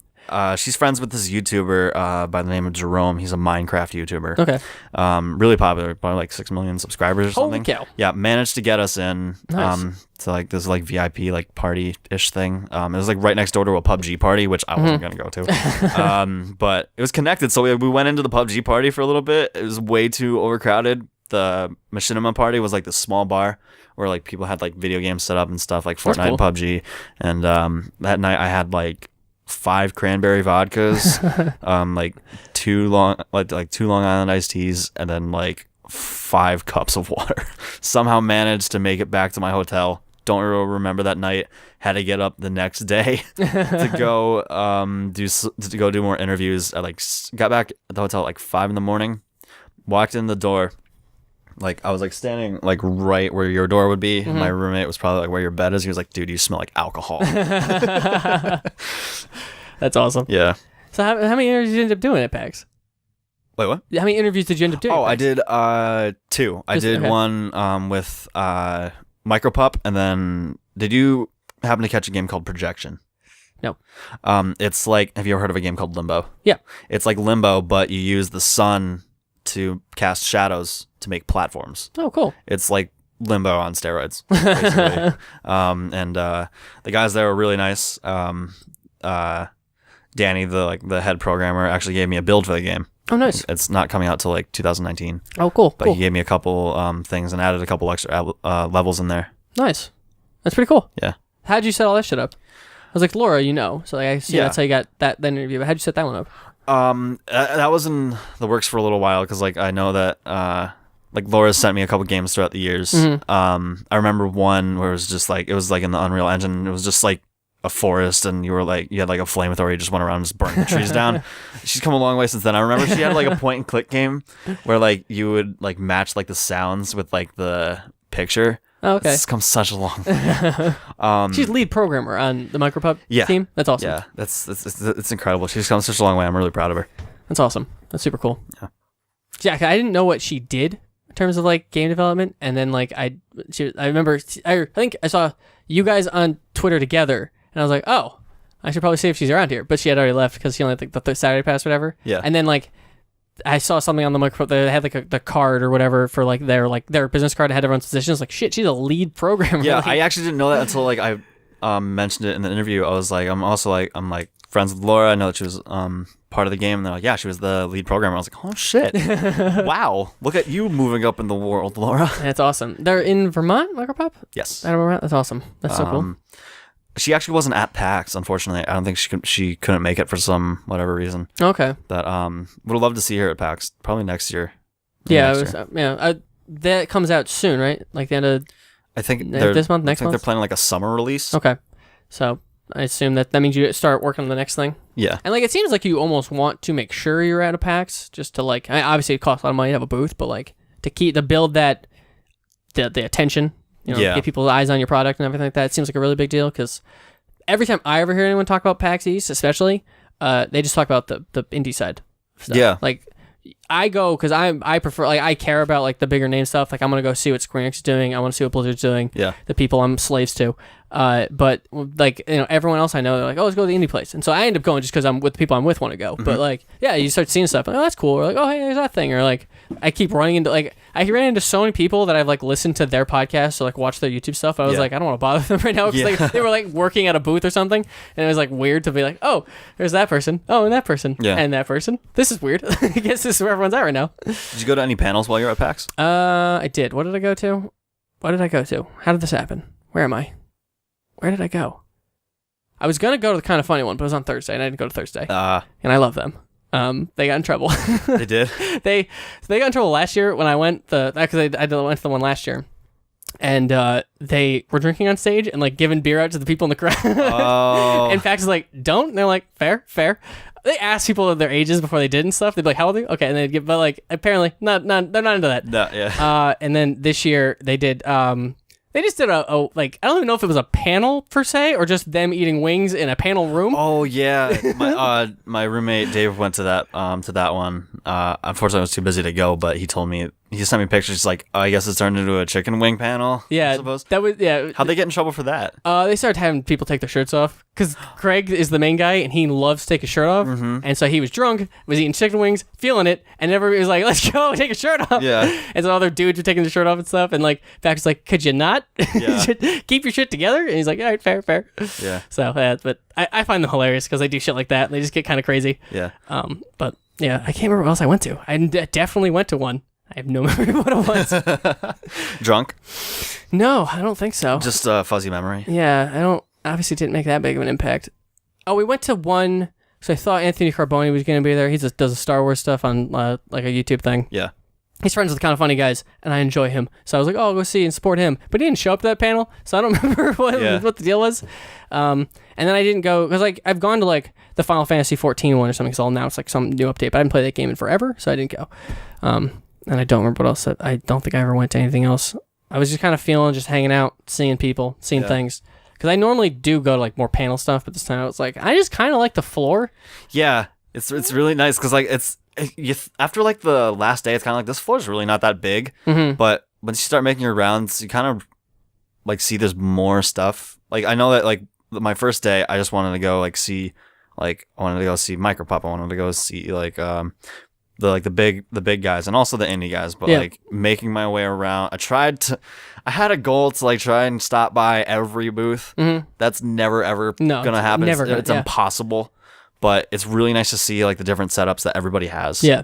Across the floor. And this year they packed that floor because usually what it was is like they have I guess I would describe it as the right side would be like the AAA guys. It's all the big names, the big booths, and the left side would be the indie booth section, and then they have like the tabletop stuff, and then they'd have the open tables. But then like before, like this year the tables went all the way to the wall. Before they would have like a food truck area. Yeah. And they'd have like fried dough or whatever. They had like these small like mini vendors, but food. So there was a gap where it was just like people could like corral and eat and stuff like that. And then there was but this year they were just the whole thing was full. It was just tables all the way to one wall. Then it was all like tabletop stuff. Then it was indie stuff. Then it was like the big AAA stuff the whole way down. Yeah. So it was like I felt like someone's getting lost there. I'd be like, where are we? Which direction am I supposed to go in? Yeah, like, exactly. What's happening? Like the mini map was horrible. Yeah. Like when I was trying to find like where Micropup was, I literally looked around the show floor for about an hour before I found it.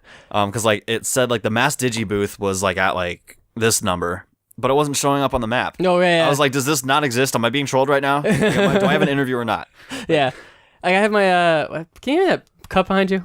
Yeah. What is this group? Proria? Let's go with Proria. They're a controller company, and my friend works there. And the only reason I knew he was there was because they took a picture on Twitter of him at the booth. I was like, all right, where the fuck is this booth? It took me 2 days to find this fucking booth.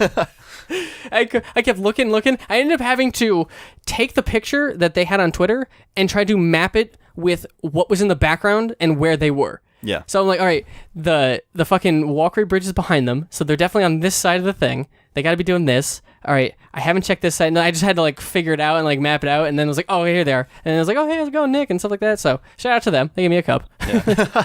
I was like, it's so big. It was so confusing. So at some points where I would just be like literally when I went over on that side, I'm like, I've been here for 2 days and haven't even been on this side yet. Like, how did this happen?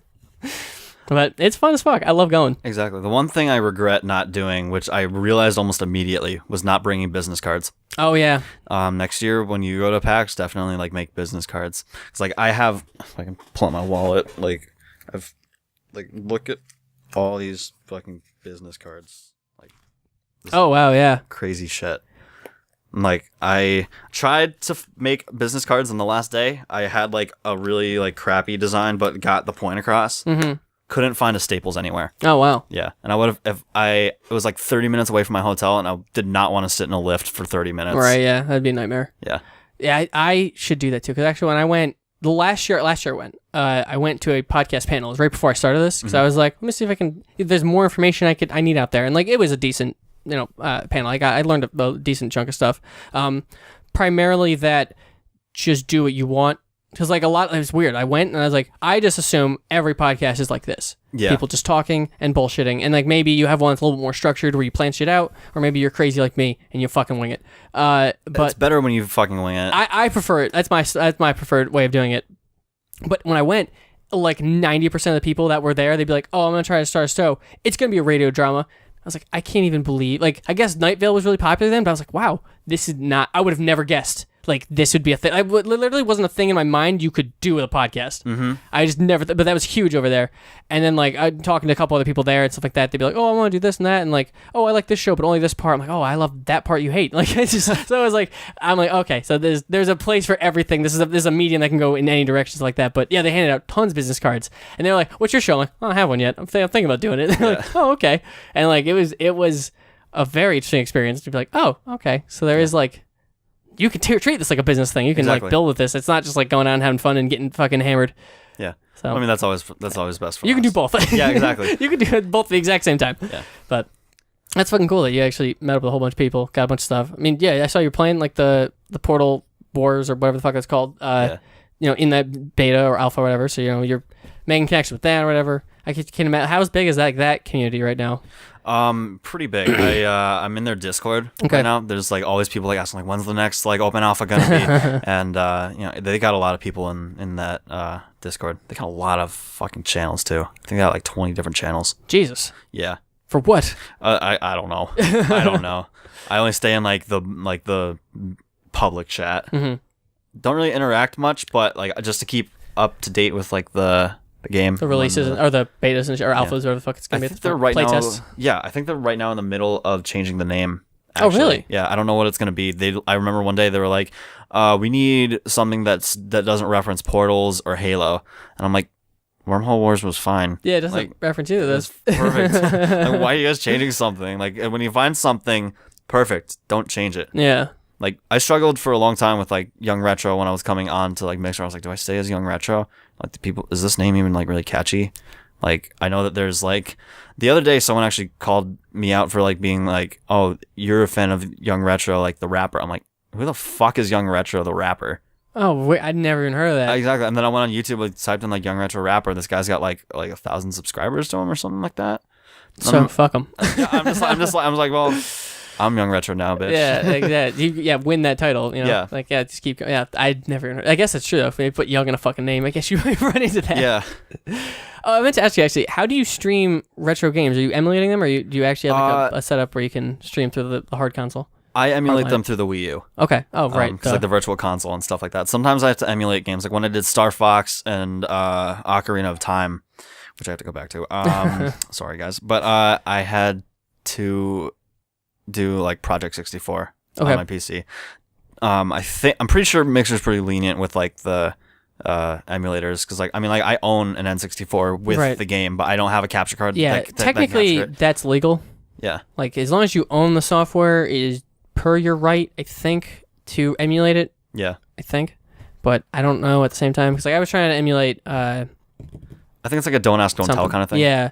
I was trying to emulate some Pokemon game that I already owned, but like Nintendo went fucking hard in the paint and removed all that shit. Oh my god, Nintendo is so like nitpicky with like their content being like streamed or like put on YouTube. I remember when Nick and I did Super Mario 64, that got thrown off.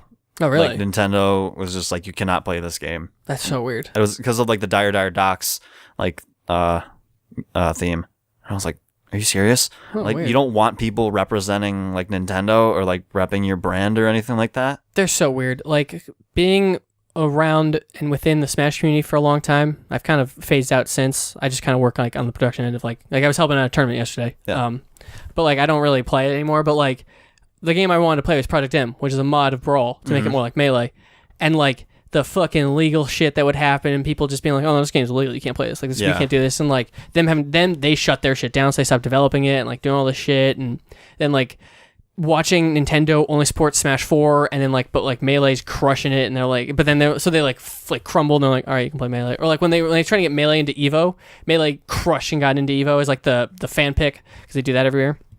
Now it's like a mainstay, but like it got into that the fan pick, and Nintendo's like, no, we're not doing this, and they're like, fuck you, we're not, and then like within like 24 hours, they're like, we apologize, but you can Melee will be at Evo. It's like, oh my god, like yeah, so they're crazy with it, like just let people play, because like people are gonna want to play your shit, like they're so forward, like not forward thinking, they think only to the future, so like they would never like do a thing where they'd re-release a game or like make more, like start reprinting Melee or some shit. That's nuts. Because like they could do a bunch, because like Melee copies go for so fucking much right now. And if you did like a small run of like, here's 10,000 copies of this, like they would actually sell that because people would want them. People would probably just want as a collector to have the second release of Melee, like exactly, stuff like that. And they just don't. They don't do that shit. So. Or do like an HD like remake and throw it on. People the Switch. really want that, and I think I think it'd be a smart decision. I want a new Mario Party on the Switch.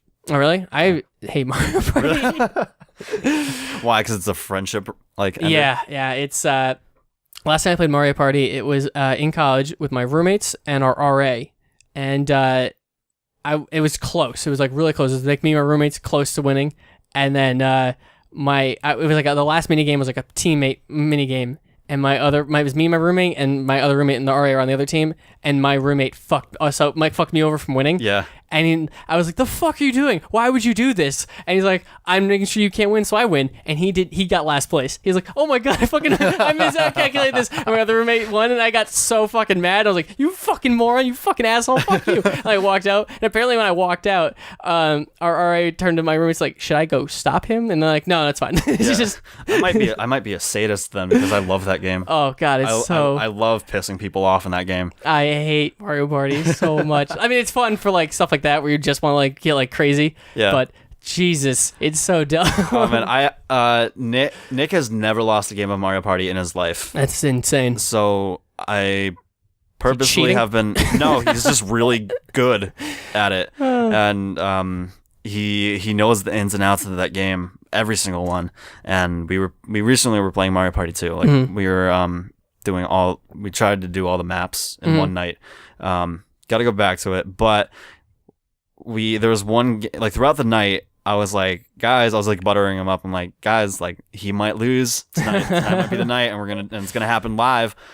He destroyed me in every single game. Damn. And like it was like a progression of me being like, hey guys, welcome to the stream, to like, I want to fucking die. Yeah, Mario Party's a nightmare. I hate it so much. Oh my god. It's so random and stupid. I hate it. Like if I'm gonna compete in something, I want to know at least I'm losing because I suck and not because some fucking number, like random thing happened. Yeah. Oh god. Are you big into esports at all? You follow that at all? Not really. I respect it, but I don't know. I mean, it's kind of like I don't know. weird for me to say that I don't want to watch people play video games As you stream. Well, yeah, and I stream and I've done YouTube, but it's like I mean, like, I respect it, but I just haven't really gotten into it that much. Okay. It's not for everyone. I definitely understand like it being like a weirder thing. Yeah. I absolutely love the concept of it, and I particularly love it with like having having games like Overwatch is built to be a competitive game, which is weird. But like that's never like people have tried that before. Like Evolve they tried that and it failed, so it's weird to see this one work out.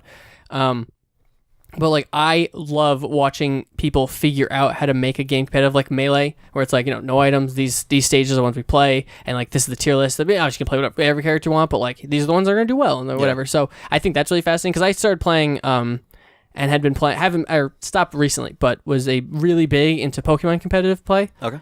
And so like learning that and like people like there's a Smogon, they're the like the curators of like these are the brackets. Like the way they break it up is like the main bracket would be like overused. It's OU is like here's the stuff of like these are the Pokemon that are super good, but they're not Ubers, which are all banned and like they're way too good. They're like the legendaries and shit like that. So here's like this is the app. These are the best Pokemon that compete with this, and then like here's the underused. I think they actually added a bracket between the two, but I don't remember. There's like another bracket. At the time I played first, there was overused. Then underused was like these are good. They're not as good as the overused thing. So like they break it into brackets like that. Certain things get banned, like you can't use Quick Claw, stuff like that. And so I love watching like communities build their community or competitive scene into like a functioning thing. And then let's see like god damn it. Splitters. Yeah, these fucking things are garbage. I guess I paid $2 for it. So what can I complain? You get what you pay for. Yeah. But like, and then there's like the VGC, which is the Nintendo sponsored Pokemon competitive thing, which is new and weird that they tried this. And then seeing them like their rule set, like they allow some legendary Pokemon because it's done in doubles. Yeah. Like Smogon's primarily singles. So like VGC being done in doubles is like fascinating. So it's like 2016, that one involved like everyone had like Groudon, Kyogre, Rayquaza, depending, and then they would do their what the fuck primal form and stuff like that, and like how they construct that. So it's always so super fascinating to me. I just haven't played it a lot because I really hate Sun and Moon. I just can't do it. Yeah, not for me. But like I love watching it still. Like I was watching it yesterday, and just like it's so weird that it's so ingrained in me that like I can just like stare at it for a second. I'm like, oh, I know exactly what's happening. Like this they're running a rain team. He's probably got an assault vest, and he's probably got like a damn stone. Probably we'll see what he's got with that. Maybe I have leftovers, and then this guy's got that and stuff like that. And I can like read the situation by like 2 seconds of seeing it, and it's like weird that I can still do it. And I applied once to be a commentator at Worlds. How'd that go? I did not hear it back, but I definitely applied, and I got one comment on the video I put up, and it was like, hey, you know a fuckload about this, but you would need like a color commentator because you're just like a little too mellow about the whole thing. Yeah. Because I'm just like seeing the thing. I'm like, well, this is happening. He's got this, and that means his number's gonna be about this. And I just like broke it all down, like really like, and this is when I was like way into it. Mm-hmm. So I could potentially try again, but I don't know. They only really hire like the named people. Like the people they ended up getting, like I knew all of them because they either stream or they have a YouTube thing or they're past pro or something like that. Yeah. So unfortunately, that's sometimes how it works out. Yeah. I tried to land a sponsorship with this company called Cougar. Okay. And I was at PAX and like gave me like my email, everything like that, and they were just like, yeah, like we'll like check your channel out and stuff like that. And they actually gave my one friend like a keyboard and a mouse to take home while I was there. We were like interviewing both of them, and at the same time, and I sent him an email, never heard back. It's like sometimes it's like, yeah, they definitely looked at my channel and saw how many followers I had. Yeah, so it's like sometimes that's just like the nature of the beast. That's just how it happens. And then sometimes it's like they just didn't get to it, and if you just send like that second or third email, then they're like, oh yeah, sorry, let me get back to it. It's like weird. It's like you never know. Yeah, exactly. Because like I'm always like, I don't want to bother someone. Yeah, exactly. I'm that guy. I don't want to be like, hey, remember me? Yeah, I don't want to be the bother. If I'll reach out once, not working, fine, cool, I'll back up, no problem. Yeah. But like, then you hear people talking, they're like, oh yeah, he just like messaged me a second time. I was like, right, the first email was at the wrong time, and I was like, oh, okay, maybe I should push more. I don't know. It's hard to tell. Yeah. It's so difficult to like find that balance of like being super annoying because like. I guess with business and jobs and stuff, it's almost better to be annoying than like if you're dealing with an individual person, like they, whatever. So it seems like a weird balancing act and like a weird thing that I still haven't figured out, but I also don't try that often. Yeah. But yeah, I think it's really cool what you're doing. I think it's cool that you've like making something here. You got cool shit. Yeah. Like I'm having followed you like from behind, like in the distance, seeing that you actually like make like having stuff, making connections, with other streamers and shit, doing stuff like that. Finding that like an avenue that you can like take it in is cool too. Exactly. Seeing some success. Have you like started like a Patreon or anything like that? Do you have like a financial aspect to it? I don't. I haven't really gotten into Patreon. I mean, I know I can tell you how many like people have like brought this exact topic up to me. Mm-hmm. I don't know how it works. I don't even really know what it is. Oh, really? Yeah. It's just like a subscription service directly to you. So you would set it up. You would potentially set like a little goal off to the left that'd be like, hey, I want like $1,000 a month, and then I can do this thing. This thing will happen. I'll do this game, or I would stream with this piece of equipment, whatever it is. So you set some kind of goal, and then on the right side it would have like your tiers. So donate $1, and for some people it's like, hey, thanks for doing that, and then other people it's like, hey, we get early content for this, so you get this thing or whatever, and then like $2 you get this, and then you bring up the different various tiers and stuff like that. And depending on your size, like Philip DeFranco's I think starts at like $5 because he's massive and people are going to do that. Where it's like kind of funny, they start at $1 and then you get this stuff and you do this, and so you just build the different tiers and you have different rewards and stuff and you go from there. And like from what I'm understanding is like it's best to just launch with that shit, because like giving someone for free and then being like, hey, also we're doing a paid thing now, people are less likely than if they're like, because it's kind of like looking at like you're a sellout kind of thing. So like when I announced like my sponsorships, I was just like, I don't know if I kind of want to do this, because like it's like I only have like, I'm not really that big of a person like at all, so it's like, are people gonna like think that I'm a sellout? But turns out I had more people saying like, that's incredible. No, it like, seems really incredible. It seems crazy kind of thing. Yeah, so it's like the complete opposite of what I thought was gonna happen, and I'm like, okay, this is nice. It's like from the outside looking in, especially in your situation, it's like it looked like you were like a becoming a big deal and like really knew what you were doing. Yeah. Like I'm like seeing you got fucking merch, like I said, you got sponsors. I'm like, oh shit, this kid's like serious, and he's like putting work in there and he's like making it happen. And it's like, this is actually really incredible to see this. Yeah. Where it's like, you could just be a dirtbag like me and just be like, I'm just doing the thing. Yeah. I mean that's kind of how I feel right now. But like it's great because like, I mean like, especially like for you, like if you want to start streaming, it's like these kinds of things can happen to you because they've happened to me, and I'm such a small like guy. Right. It's like I said before, all about those connections. Right. Yeah. It's about making networking. No, I think networking and stuff. It's definitely super important, and just like understanding that, and like I think like networking definitely like works with like understanding your value as a person. Because like I'd be like, I'm not gonna bother this person. I'm not gonna. Yeah. They don't care about me.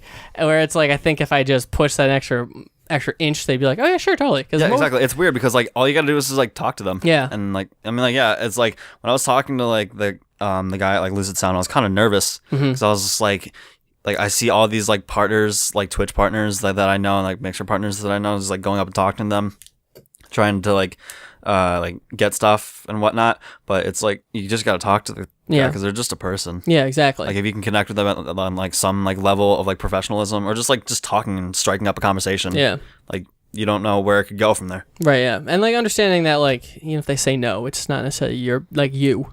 Yeah, exactly. Like they might literally not be able to give anyone anything. Exactly. Or they only can give it to the really big people or whatever, whatever it is. So, excuse me. So it's not like, you're the fucking worst or anything like that. And that's like a weird thing to like break past when you're like making shit like this. Yeah. You're like, oh, okay. Like I've had people being like, yeah, your show's not for me. It's like, all right, that's fine. Exactly. Because like there's always going to be that next person that's going to come on and be like, this is for me. Like your fucking roommate, apparently. Yeah, exactly. Shout out to him. What's his name? Dave. Shout out to Dave. Yeah. Oh, that's fucking hilarious. I really wish I could check these numbers. I don't know how to do it. I just figured it out. Google it. Like you said, Google's your best friend. It's fucking amazing. Honestly, my my mentality with all of this stuff is like, if you say I don't know, that's just saying I don't care. Yeah. Because like when I was doing my very first trailer, the first CGC one that's on my channel right now, I'd be like, hey, because like I wasn't playing Smash at the time, so I was like, oh, can you get me clips for these players? I don't know who these people are, and I don't know what would be like a good moment they just had. And they're like, I don't know how to do that. So I Google how to download YouTube, and I sent it to them. Like, just do this. I don't care how you do it. Just give it to me. Like, So like it's if you're just like, oh, I don't know how, it's really you're just like, I don't care. Yeah. And like you don't want to take the time out and actually look up stuff to do it for yourself. Right, exactly. So like a lot of stuff like this, where it's like I didn't know how to do any of this. Exactly. So I just looked it up and found stuff out and like researched it and stuff like that. And like partially me not looking at analytics is like I don't want to have a number in my head that would like dissuade me or anything like that. Yeah. So I think maybe now that I'm a year in and like I'm just like this is just what I do now. Yeah. This is like it's like a part of my like in my head it's just like, oh yeah, that's gonna get done. Like It's not like, oh, I gotta do this. It's just like let me figure out this timing. Let me figure out this because it's more of figuring out when as opposed to like, oh, I got to. Yeah. So maybe now would be better to break into that and figure some of that stuff out. Because also too, having that shit, you can be like, oh, my numbers are this, and that helps you with the fucking sponsorship and people connections and all that shit. Yeah. So that makes sense to break into that and or go and find that information. But that's been like my mentality with a lot of this stuff, where it's like if you don't know, if you just say you don't know, just say you don't care. Exactly. Yeah. Just admit that, and it'll be so much easier. Like I was playing some game, Quake or something, the new Quake or something like that, and I was like, I don't know how to do any of this. No, really, I just don't want to take the time to learn this game. Like, I just like you have those kinds of games though that you're just like whatever. Like, this is really tough and really cool. And I can see a lot of this cool stuff, and I'm watching people play this game really cool. And like, but I just don't. I'm not gonna put the time into learning this. Mm-hmm. And then I just like took time and I learned like basic Counter-Strike, and I'm like, all right, cool. I know the basics of this game. I'll play this game, and then I'll grow into this if I want to. Because like, it's weird. Because like when I was like in college, I would be like, no, I'm just going to do this nonstop. Like a thing would like bite me and I'd be like, I'm all about this game. I'm going to learn everything I can and watch YouTube videos and watch streams. And like now I just don't do that. I don't try it. It's not like where I am anymore. It's like, all right, I can take the time. Like I've like learned a little bit about Fortnite and like I've researched it a bit, but like I'm not playing it enough where like, all right, I enjoy watching a stream occasionally. I enjoy watching a YouTube video or like some fucking clip compilation. That's fine. I'll do that. Yeah. Watching someone hit a cool sniper shot. That's awesome. But like, I don't have the time right now to get into this to be like the top. I would like to win a solo game and then I probably would never play again. Yeah. Like I just need, so it's finding that balance and understanding like it's okay to just be like, I don't need to know this. I don't need to do this. Yeah. So like, yeah, it's because I personally dislike it when someone's like, oh, this is just like, no, this is too hard. I don't want to do this. It's like but like making it like a bad thing. It's like, you can just, it's all right. You don't have to like, if you're like, this game's too hard for me, I don't want it. That's fine. Just move on. Just go to the next thing. You don't have to like. There's a million games out there. You don't have to start bad mouthing it because you're like, oh, this is so hard. Fuck this. It's so dumb. It's like, hey, it's fine. No one's expecting you to be like this. So like, it's, Like you see videos of like gamers just like getting mad, like breaking their shit. Yeah. It's like, what? Like, you shouldn't be a gamer. Yeah, you shouldn't be playing games. Yeah. For me too, like I've had stuff where like, I get pissed and shit like that, but it's more because like, I'm valuing myself at a skill level that I'm not yet. Yeah. And having to like break down that ego and be like, you're just not there anymore, or you're just not there yet. Like you need to, find the building blocks to put yourself there. Cause then you can so easily fall into that lane of like, I should be this rank, but you're not. Mm-hmm. And it's just like, why is this not working? And I'm so mad and everything sucks. And having to like deconstruct that. You're like it's harder in a multiplayer game. Cause like there are variables of like a teammate just trying to throw the game or just being a jerk to be a jerk. But like cause I in college I played a lot of StarCraft, and that is just you in the game. Mm-hmm. If you lose, that is 100% your fault. Yeah. There's nothing about anything else. If you should have been able to beat your opponent. Smash same way. Like my way of getting through a lot of Smash hurdles was there's a player I knew who lives out in Syracuse named Mana, and I would get into a situation like I would be like down 2 stocks, and I would be like, if I gave the controller to Mana right now, he would win this game. So I'm just going to have to think, how would he do this? What would I have to do? What's my opponent doing? How should I and so stuff like that, where you just like have to reconstruct your thought process and stuff like that, and how to develop in a way that's healthier as opposed to just being like, I should be this. I'm this good. Yeah. Fuck everything else. You're the problem. I have my ups and downs with Smash. Like Smash is fun. Mm-hmm. I love Smash, but I am horrible at it because like the only Smash I really grew up playing was Smash 64. I love Smash 64. The game's weird. Yeah, like, I've never had like the only 2 game systems that I had growing up was the original Xbox and the Nintendo 64. Okay. So I'm pretty good at Smash 64, but all the other games, like no one ever plays that anymore. Yeah, it's really even like at a competitive level, it's a very tiny scene. Yeah, and I know nothing about like Brawl or like Melee or anything. Brawl's a nightmare. Yeah, I know that there's I didn't know that there's actually a technique. Oh yeah. Besides button like mashing buttons. Oh, yeah, That's how I've always done it. Yeah, there's so much to it. And like there are games like Brawl and like more so I guess Smash 4 as well. It's a lot more of like a cerebral thing because the game is physically slower. You can't do as much that you could do in like Melee or Project M, for example. So a lot of it is like because I you know what doing the Smash the trailer I just did was for Smash 4. So I'm not very familiar with the game, but I had to watch a bunch of clips. Yeah. Just to find the stuff I wanted. Because I asked someone to give me clips, but the stuff they were giving me were like they were sleepy clips. They were boring. I'm looking for excitement, so I had to go and watch a whole bunch. And like I kind of like made fun of it in a text group I have with a couple friends, but like a lot of it is standing in place or jumping in place, waiting for your opponent to make a mistake or just do something at the wrong time, and then go into your thing. But the way the game's designed, you can only hit a few times. So like the one player, he would like hit for 30%, hit another like 30%, hit another 30%. And then just run up smash, and like that was his game plan. It worked like every single time, but that was like so like finding a clip for him was tough because like there was never like him leading a combo into a kill. It was like he's waiting in shield, out of shield, up smash, oh they're dead. Like it was like a kind of he's very slow, very methodical, very thinky. He's very watching his opponent, reading his opponent, trying to bait out a air dodge or something like that. So like but like a game like Melee or Project M, when I first started playing, I was having success. Based on, I just sat home and practiced tech skill. I was just getting good at the buttons. I was hitting the buttons correctly and moving fast. So I was hitting buttons faster than they could, so then I would win games. I wasn't necessarily smarter than them. Yeah. I had a better control over my character and a better understanding of how buttons worked and do different things. Because I would sit up in my room for like, 6 hours just doing the same shit over and over again. And now I can do like wave dashes in my sleep, but that was just because I sat there and I just crushed it out and grinded super hard for no reason because I didn't like go too far. Yeah. And then then I got into that trap where you're like, I'm this good. And then not seeing those results, I'm like, I don't fucking understand that, like having to break past that. And so I eventually just stopped to focus on other things. But yeah, sometimes it's just the case of you're just tired. You've been doing it all day. Yeah. It's like you just like subconsciously start to lose care. Yeah, definitely. Yeah, if you're not, especially if you're not seeing results that you want, or like even something as small as like a random drop in a game where you're like, I'm playing this MMO or whatever, and I want this thing. It is not dropping, and I feel like I'm just doing this and spinning my wheels here. I just need this one thing to. Oh, it's not happening. Oh, it didn't happen again. Jesus Christ, what the fuck? And it's like that can slowly like be like I just need a break. And like I'm getting better now to be like I'm playing a fuckload of Monster Hunter, but like I did a bunch of the I'm like there's like sizes of monsters and like it'll it'll keep track of them, and I'm going for like the platinum. So that grind is crazy long, and so I've done a bunch of that, and it's like okay, I'm gonna take a break from this so I don't burn out. Yeah, I'm still enjoying this game. I love it a lot, but I just played like 2 days for 8 hours straight to get this shit done. I'm gonna take a second to just not and just do something else for a little bit, and then I'll go back to this or whatever. And I've had that with WoW. I've been playing WoW for on and off for 10 years because it's like, all right, I'm just gonna hit this point of this eye level. I'm gonna clear this piece of content. And I'm just going to back up. I'm just going to take a break. I'll come back to this later. Maybe I'll just be like, I want to start this class and go and make a character and do something like that. But I'm not going to kill myself on this game because I've done that before. The other things that I love, still would be like, oh, I still enjoy Smash. If someone's like, hey, let's play Smash. All right, yeah.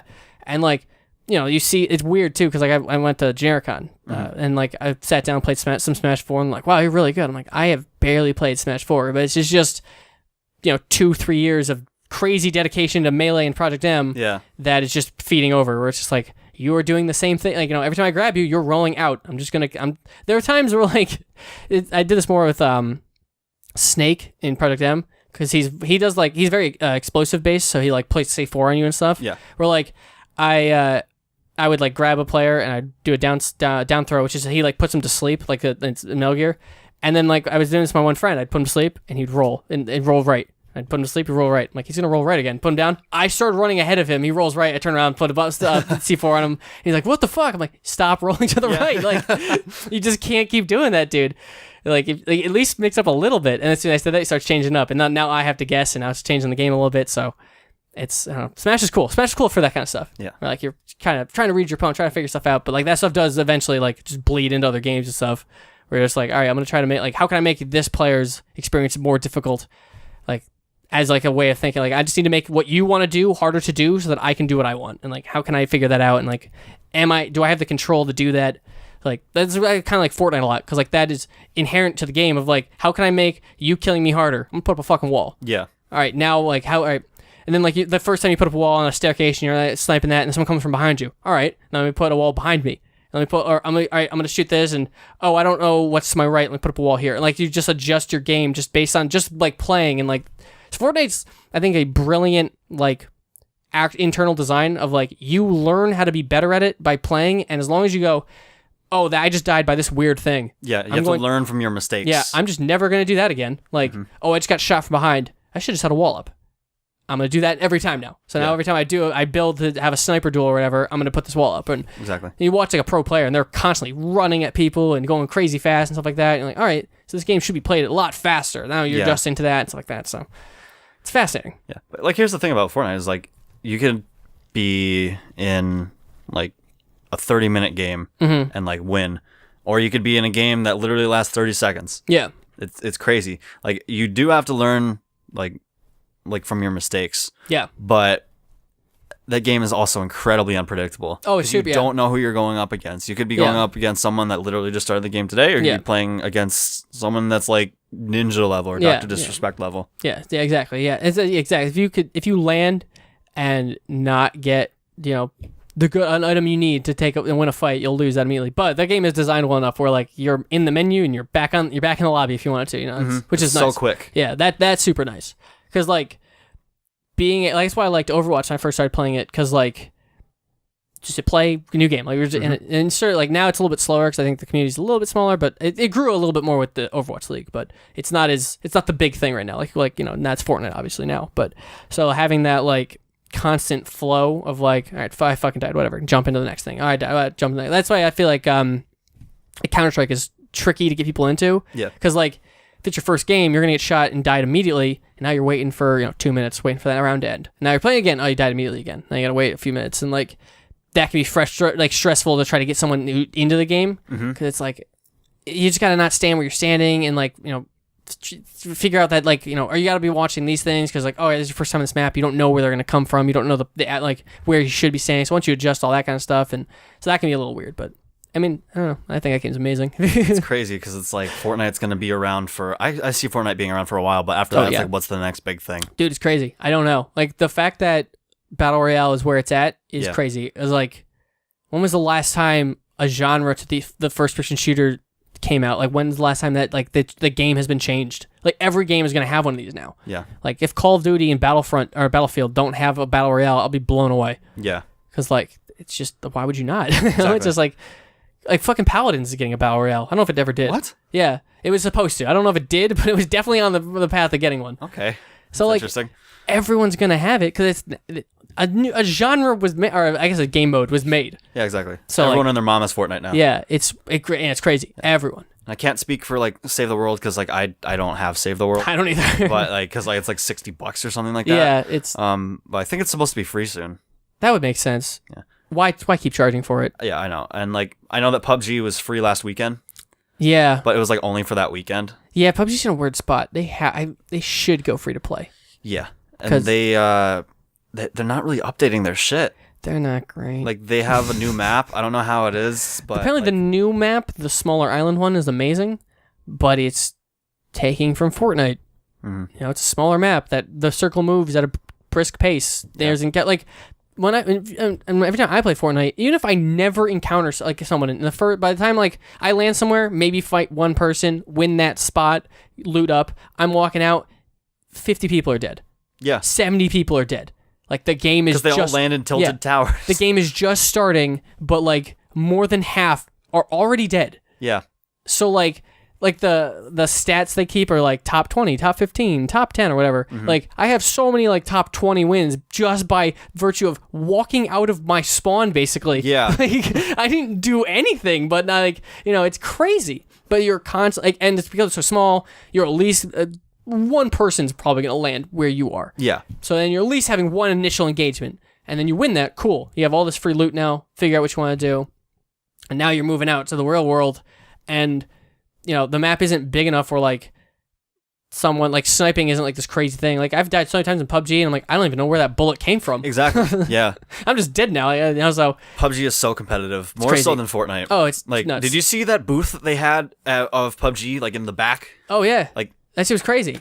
That was awesome. Yeah. I remember I was with a friend of mine. I'm like, we really should go come back here and do like the duos one because I would be fascinated to do a 100-person LAN. Mm-hmm. I love LAN. LAN's my favorite fucking thing in existence. I would LAN always if it was possible. Yeah. But like, it's nuts, dude. Like 100 people, it's crazy. Ugh. And also, like, I wouldn't want to because there's always people like watching you. At the same time. And it's like it's different from streaming because the people people are watching you, but it's like they're not in the room with you. Yeah. I love like I actually go to my cousin's like every week, and basically I just platinum games for him because he's like really into platinums. He actually got me into platinums, so like he'll go like we're doing like Monster Hunter together. But like he originally reached out to me. He's like, hey, I am really stuck on this boss in Kingdom Hearts 1. I'm like, what do I do? I'm like, oh, do this. And he was like, I still can't do it. You want to come over and just do it for me? I'm like, all right, sure. And I've platinumed every Kingdom Hearts game for him. How far away does he live from you? An hour. Holy shit, that's dedication. I fucking love Kingdom Hearts. Do you need a platinum in Kingdom Hearts 1 or 2? I'll do it for you. I'll do it. I fucking love those games so much. I've actually never played Kingdom Hearts, but that's like a game that like I really want to stream. I definitely want to do that because what I want to do ultimately is make a video that's like the full story, like where are we up till 3, using all of them, and just because there's weird stuff like a being in Kingdom Hearts is made up of a body, heart, and soul, mind, or will, depending on what translation or what's happening. And like those 3 things make up a person, but like will has only really been mentioned once, and it was called mind by one other character. But the boss that's related to that is called will. It's confusing, but like I have an understanding of that where like I want to just map that out mostly for myself. Where I'm like, how does that part work in Birth by Sleep? Oh, okay, I'll just watch my video again. But like I want to be able to like map that out, but I want to have all the footage from the game, so I might as well just stream it, collect all that shit, and then go and put, whatever. Because, like, I'm going to collect all the footage anyway, might as well also stream it, and then also I'd like to play this game at, 100% anyway, because I enjoy doing that, so have everything and all that stuff, and work all that way out. So that's kind of like my initial objective, is like, I just want to stream, like, this a bunch, and I probably should just start streaming Monster Hunter, because I'm just playing it so often. Yeah. And, like, I'm pretty decent. I'm just going for, like, the crowns, or God bless if I ever get an attack gem. Holy shit, that'd be amazing. But I should probably just, I always say it, like, I'm already doing it. Why wouldn't I just, like, this came from me just talking to myself. I'm like, I'm already just talking. Let's put a mic in front and just fucking go. Like, I mean, how many episodes did you have where it was just yourself? I don't know. That's a good question. I want to say maybe 15-ish. Okay. Yeah. The first few were definitely by myself. I just did one by myself. The 45 was alone. I try to do at least once a month because, like, there's stuff that I want to talk about that I'm like, not necessarily do I know anyone, like, I don't know anyone else who wants to talk about Power Rangers Turbo, but I sure want to talk about Power Rangers. We can talk about Power Rangers right now. Fucking love Power Rangers so much. Oh my god, it's the greatest. I actually gotta run to the bathroom. Yeah, sure. Go ahead. Power Rangers. Oh yeah. Oh boy. Did you watch it growing up? Like, of course. What season did you grow up on? Started from the beginning. Oh really? Okay. Mighty Morphin. Nice. And then kind of fell off. I didn't see anything up until probably Lightspeed Rescue. Okay. Because I wasn't alive between that point, or at least my brain hadn't really turned on until Lightspeed Rescue. But I watched up probably until let's see, what was the one after Wild Force? That's a good question. I don't know. I'll look it up. I got the list.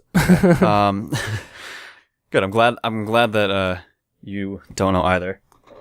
Yeah, I have been on and off with it for years, since I was like 2.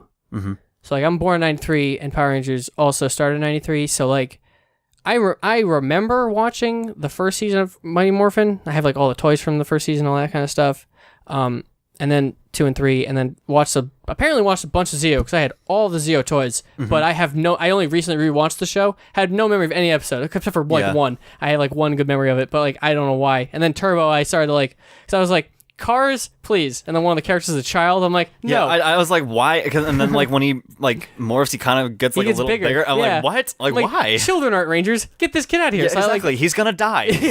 So like I was like very like distant from Turbo for some reason. Yeah. And then like I watched like different ones, like like SPD, Lightspeed, In Space. I fucking love. Oh, dude, In in space was my shit. I love Mystic Force. I watched a bunch of that. I was like way older too when that came out. I loved it. They're like wizards. They have like fucking their morphers are wands, but like they're like, oh, well, this is like I want to say 2010. So okay, we can't I stopped watching Power Rangers at that point. It was like I forget what year it was in the same place, but like they're like we can't have wands. That'd be weird. So they turned into cell phones. So it was like a cell phone that turned into a wand, and then they could morph. Like that's sick. They had capes. It's sick. It's dope. Pull out your wand phone and morph. It was so interesting.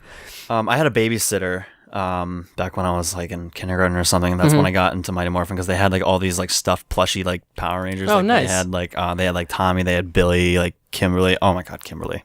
Fucking shout out to Amy Jo Johnson. Still fucking gorgeous. Yes. I How love old her is she so now? much. She's like a mama too. I think she's like probably 4. I'll tell you exactly. I'll look up. I want to say 45, 46. She'll always have my heart. I love her so much. She's in the heart of like many like people. I think. She's wonderful. Yeah. But I was like, what is this? Like as like a little kid, and then She's 47. oh, 47. Wow. And then She looks great. yeah. And they had the entire like first season of Mighty Morphin on, and I'm pretty sure I watched it all in like a month or something like that. Probably less than that. It's a lot. It's it's 100 a and lot. something episodes long. Yeah, It's like I watched it all. It was I even played the old like SNES game. dude, that game's awesome. Yeah. I love that game. Ninja Storm was after Wild Force, and I love the Ninja Storm. I suits. watched Ninja Storm. Ninja Storm was What was sick. after Ninja Storm? Dino Thunder. Watched Dino Thunder. That was good. SPD, Mystic Force, which I actually like a lot. Operation Overdrive, I did not watch. Jungle Fury, I did not watch. RPM, I did not, but I have been told by a friend of mine who's a massive Rangers fan that RPM is the best season Ever? It's apparently like it's like a post-apocalyptic world, and like because they stopped having a continuity after like Lost Galaxy or whatever. Yeah. So it's like a post-apocalyptic world, and like it's very serious. There's no like a Bulk and Skull equivalent. There's no like comic Okay, so community to Angel it. Grove doesn't exist anymore. No, it's just like has nothing to do with any of that stuff. It's just like I think it's like a whole like global battle and stuff like that. And apparently it's amazing. I watched one episode of it. I'm like, this is kind of cool, but like it's also cars. Like I'm very much like you have to win me over on a series about cars. I don't know. Yeah, like you ever play Banjo Kazooie Nuts and Bolts? I played a demo. I was not happy. I have no connection to Banjo Kazooie, and so I would make dumb cars like a spring chair. I'm like, this is fun. I'm gonna turn this off now. I'm sure that like this is someone who's never played Banjo Kazooie. Like this podcast is all over the place. That's it. Welcome to Your Brain and Tom. Okay. Actually, you know what? You bring up a good point there. But like Banjo Kazooie and Banjo Tooie for me were like childhood like memories. I never grew up with an N64. Oh, really? Yeah. My mom sold my N64. They actually gave my N64 away for free when I was like 13. Terrible. Yeah, and also gave away my Xbox and all the games and stuff like I that. don't know. Yeah. How could you do that? I'm like, Mom, I love you. I hope you're not listening to this podcast because I've sworn a lot, but how could you do that? But no, I guess it worked out for the best. Because like I have all that stuff now again, so it's like it's made its full circle back to me. Yeah, I grew up primarily on a PS1, but we did have an NES for some reason. I had some of the weirdest, like, I don't know how we got one. I was not anywhere near born around an NES time, but we had one, and I had a bunch of stuff from that, and so I grew up, but that was my very first console, and then we moved into the PS1, and then PS2, and I wish I went to the PS3, but we went to the Xbox 360, which was fun. I played Gears of War and all that shit, so Gears of War 2, still the best console shooter ever. Fucking don't go ahead and at me so we can point and laugh at you because you're wrong. Gears of War 2 is sick. I love Gears of War. Stand up, flip the table over. I was a massive stare down. I'm so close to buying Gears of War 4 on PC just because I can want to play Gears of War again. Yeah. I love Gears of War. It's so fun. Two-piecing motherfuckers? Are you kidding me? Sick. The way the grenades worked was sick. Where you could like have as a mine as like a telling where people were and stuff. The fucking movement options. Holy shit! What a game! What a game! Mm-hmm. I'd love to try it again now and be like, oh, this is dog shit. It's just like, oh my god, what have I been talking about? Like favorite game series, like I'm still waiting on an announcement for Uncharted 5. Oh really? Yeah. I liked Uncharted 4 a lot. I did not like Uncharted 1 through 3. I hated Uncharted 1. 2 was alright. 3 I think was second best to 4. Oh really? But 4 was incredible. 4 is amazing. 4 like blew me away. I was like, holy shit, video games. Yeah. But I like 1 a lot. I played 1, 2, and 3 in one sitting each. Mm-hmm. So just for like 8 hours, 10 hours in one sitting, just not moving. Yeah. Because like I was like, especially for the first one, it's really cool because the first one takes place in like one day. Yeah. So like having to like redo that and like everything is like in one session. You're like, oh, this is kind of cool. You see, like, it was, like 2 and 3, there's like breaks where people like they travel or something.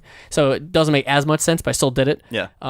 2 got real hard because it's real long. It's like 2 hours longer than it's like 10 hours or like 11 compared to like one's like 6 or 8 or something like that. Yeah. So like the extra hours, you feel it. Like, oh my god, please end, stop. I don't want to do this anymore. That's weird that you say that Uncharted 2 was really hard because I thought Uncharted 1 was really hard for no reason. Oh, it's difficult. I don't like. I There's parts of 1 that easy, are crazy. and I was dying constantly, and I'm like, this is way too hard. Like, why was this a thing? 1 does get very difficult. The only real part that's hard about 3 was the fucking boat graveyard thing. Yes. It's a nightmare. Yeah. It's a nightmare. Absolutely. I hate it so much. And like I like the third one because it brought like the kind of like supernatural kind of thing to it. Well, they always kind of had that. Well, yeah, that's true. Like when I played the first one, they're like, all Nazis are now fucking aliens. I was like, that's weird. Or monsters or whatever they fucking turned out to be. Yeah. It's like, all right, sure, yes. But then like you come out with like there was like 4 was like about like pirates and stuff like that. Yeah. And it's like, okay, this is a little more believable. That one was far more grounded in reality. Yeah. Because like, yeah, both like 1 is like, oh, the fucking El Dorado turns these Nazis that found it into these monsters, and then anyone else has ever found it's now a monster. So these old like, because you also running into them, you're like in some like, I think it was like a Nazi bunker or something. You go like underground and you're in some underground thing, and then there's these weird like liquors like for whatever from Resident Evil. That's what it reminded me of. There's running at you. You're like, this is weird. And then 2, there's the fucking the Yetis or whatever. Oh, I thought that was the third one. I can't remember. 2 is in the mountains. Okay, yeah, The then Himalayas. that was it. Yeah. They're like these Yeti things, and then fucking the last boss is just some turbo dude who gets all jacked on like some fluid thing. And then 3 I didn't like as much because I didn't really know, like, the city we were going to find, like, it didn't seem like it matched, like, him, like, kind of, like, beat the bad guy to getting there. It was just kind of like they also were doing that at the same time. Like, he was just kind of also trying it and kind of stumbled into it and, like, oh, hey, the thing. And, like, there's a lot less supernatural stuff, but, like, pacing seemed weird in the third one. Mm-hmm. And maybe that was just because I played it in one sitting. And 4, thought was amazing. Yeah. Did you play The Lost Legacy? No, I've not. Okay. If you ever want to borrow it, I have a copy of it. Okay. I haven't finished it yet. There's one puzzle that I'm really stuck on. I fucking hate it so much. And it's like the second puzzle too. And it's like, this is really hard for the second puzzle. Maybe I'm just really bad at video games. I don't know. But that's the thing about my streams and like my Let's Play. It's been like one constant theme is that I'm terrible at video games, but I can talk. That's good. That's important. Because I'm good at a very small few video games, but not all of them. Yeah. I really love shooters, but I'm pretty much dog shit at all shooters at this point. Mm-hmm. Yeah. But or at least I could be better. I see my mistakes and I try to fix them, but boy, is it difficult. Yeah. It gets to the point where it's like, I don't fucking care. Yeah. just video games are fun. Yeah, but I'll play Kingdom Hearts 100% all the way through any day of the week. I love it so much. Oh, it's the best thing ever. Yeah. I love it so much. And like, I'm just so invested in this bullshit story. I love it so much. Story is what drives like a game for me. If it has no story, like I don't really want to play it. Oh, it has one. It's not a normal person's story. Kingdom Hearts story is insanity. That's my kind of story. Like I was like I'm playing Birth by Sleep for my cousin right now, which is the prequel to 1 and 2. And it fucking just like the bad guy, like the scene, the game like starts and like Roxas is like all like kind of like Ventus. Roxas is tied into this thing, who's potentially a tangible person, but I digress. He's like all like kind of like zoned out, and this like light comes to him. That light's actually Sora before he was born, coming to Ventus, filling Ventus's heart that's broken, and the part that's broken was the darkness that was pulled out of him by Xehanort, which becomes Vanitas, which is the main antagonist of throughout this game. And then like Vanitas looks like Sora because the part that's filled that gap of his heart is Sora, and so he takes after him, and then because Sora has Roxas in him, or has Ventus in him, Roxas looks like Ventus because of the way that his nobody would work. It's a nonsense thing. And that's just one character. Mm-hmm. I'm telling you that one character has all these other people attached to him inside. It's crazy. I'm like writing down notes on a giant notepad, like scribbling like really fast, and the pencil breaks. It doesn't help too that everyone's name is absurd. Like Xehanort is our main villain. Want to give me a shot? How you fucking spell that? Yeah. It's like if you were to like teach me like the whole entire storyline of World of Warcraft. Oh, dude, it's crazy. It's so complicated. Yeah. Because it's been going on for so long. Yeah, I wish I got into it when it was like when I was younger. Because when I was like when it first came out, I was like, I know that Dylan played it a lot. Mhm. I know he wasted a ton of, well, not wasted. He spent a ton of hours on WoW. He showed me like the amount of hours that he's clocked into that. It's like I think it's measured in years. Yeah, it's awesome. Yeah. I love WoW. I love the lore of WoW. It's so silly. I really fucking tried to play Warcraft 1, but it's like a DOS game, and I'm so dog shit at fucking navigating DOSBox because it's just a DOS computer. And it's so confusing. Like, I don't know what I'm doing. Please re-release this. I literally wrote a ticket to one of the GMs in WoW. I'm like, can you just re-release Warcraft 1? I'm willing to give you money. Yeah. Just let me play this stupid game. I want to try this game. And they're like, no, we have no intention of doing it. Sorry. I'm like, oh, that's fair. Yeah. All right. But I love WoW. WoW is a lot of fun. I love MMOs. Like, the concept of an MMO has fascinated me since, like, birth. Yeah. Like, when I first played a video game, like, this would be really cool if there was a bunch of people here. And then to discover, like, RuneScape, I was like, Jesus Christ. Everyone that's here is a player? This is amazing. Yeah. And then to find a really good game, or a game that's not dog shit like RuneScape, and find, like, fucking WoW. I'm like, oh, look, it's what RuneScape was, but with actual things happening. This is amazing. Combat's real. And then other games have changed and traversed that. So I love MMOs. I'm, like, a dying breed at this point, because, like, no one wants to play an MMO anymore. I only play one MMO right now. It's called Black Desert Online. I have been really considering getting into that. Get into it. It seems really fucking cool. Yeah, you remember I was talking about Lena Axios earlier. Yep. Like she got me into it. Like Okay. she was on stream. She was like, I was in her chat. She was like, "Retro, get Black Desert Online. It's only $10. Let's play it." Like off stream. And Nice. so like, I haven't touched it in a little while, but I remember the first night got up to level 50. Okay. Went on like a ton of raids and stuff like that, and just like started at like 7 at night and went to like 4 in the morning. Yeah, the glory of MMOs. That's what I love MMOs are all about. I love it. Yeah. MMOs, they're so awesome. I love it. And like, I think I might start playing WoW again, because I think some of my friends over at the Clan of Fame guys, shout out to them. But yeah, they still play it. I'm like, oh shit, I should play. I want to play this game again. I love this game. It's so fun. I want to like, I've like raided before, but I've never had a guild that hasn't imploded. Mm-hmm. And so like, if I do like a guild with like friends, like it can't implode. It has to work out. Yeah. Because like it's cool, like mechanics and stuff, and like the way the battles have to work, and like you have to where you're standing, doing. It's just, I love how it all works out together like that. Because I know like when Guild Wars 2 came out, which is a pretty cool game, and I should probably play that again because it is pretty neat. It's just a free to play MMO pretty much. Yeah. They designed a lot of the fights so that it wasn't like 25 little people stabbing the feet of a bigger dude. Yeah. Which is a lot of what WoW is. It's a lot of just one giant monster man just stomping on a bunch of tiny people stabbing his ankles. But like, so they tried to like change it a little bit so it's a little more dynamic. Yeah. But I never really got into like the end game like fights of that game. I just started playing the PvP and I'm like, this is the fucking awesomest thing ever. So I just never, because the way they did PvP in that game, once you like entered, it was basically like you entered a PvP lobby, which is like this like separate room in the game, and then it automatically puts you at max level and automatically gave you like the best gear, and you could just jump right into that. Yeah. And I was like, this is awesome. This is all I've ever wanted WoW PvP to be. Because WoW PvP it was, at that time, very grindy, where like you would start, and you were going to get fucking dunked on until you get the gear, so that you can potentially not get dunked on, but then realize you don't know how to play your character, and continue to get dunked on. And so that was always fun. But that's kind of like MMOs in like a nutshell, basically. Yeah.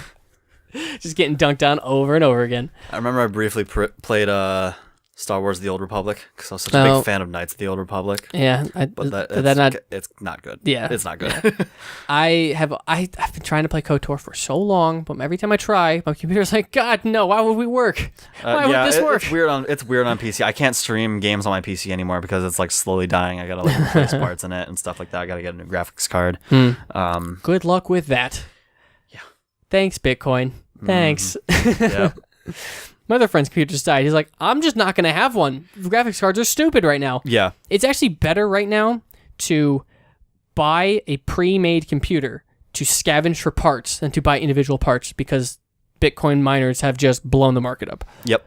So it's cheaper to buy a completed computer. That's what I got to get, but it's like, I don't have $3,000 right now. I don't have $2,000. It's stupid. It's so dumb. So good luck with that. Yeah. Because it's tough.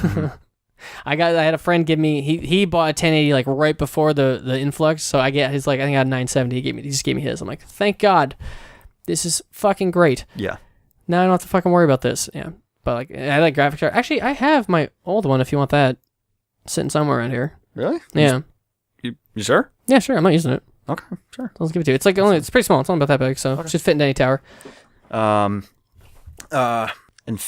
trying to. I want to like talk about Infinity War. Oh yeah. But have you seen it yet? Yeah. But I don't know what can we. It's like what can we and can we not talk about? Pretty much everything. We can talk about anything. We just put spoilers in the front of this if you want to get into it. Yeah. Okay. All right. So, wow. It's pretty good. Did not think that. I didn't think that they were gonna kill off that many people. They sure did. They sure did murder a lot of people. Mm-hmm.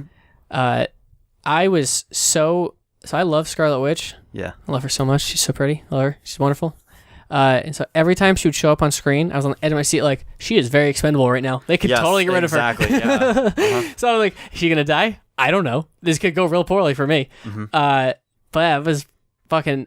I was so impressed they were able to pull that off. Yeah. Almost like pretty much, maybe like 70% of the shit that they did. I didn't think Thanos was gonna get all the Infinity Stones. I had heard he was going to end with all of them, and like I had hoped, and kind of got what I wanted, that it would end with him snapping his fingers, and the movie would just end. Yeah. But they had maybe 10 minutes after that. I'm like, all right. No, they had 10 minutes to break our hearts. Yeah, and, like, he's going it's even like my further. heart's never broken that quick. Yeah. Oh man, that was so good. That moment when like when Peter he was like, I don't feel so good. I was like, fuck. And then he was just like, I don't want to go. It was like the moment when like Doctor Who, when like David Tennant was like transforming like to the next Doctor.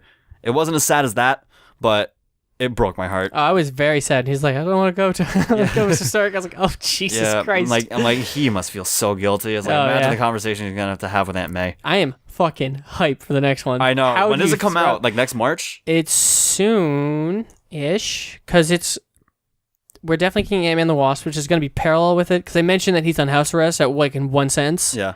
So, and per the trailer, I believe that to be the case. Mm-hmm. So I think that's going to happen at the same time. So Ant-Man and the Wasp is probably going to end, and like people are going to vanish. Yeah. Probably not Ant-Man, I would guess, but maybe like the Wasp or his daughter or something. Someone's going to disappear. Yeah.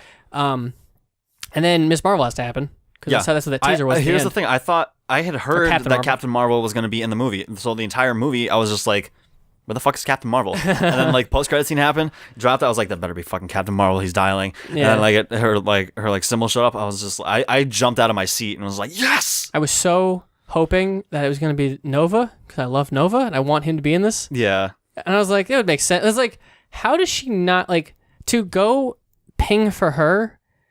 Like, how does he know she didn't vanish?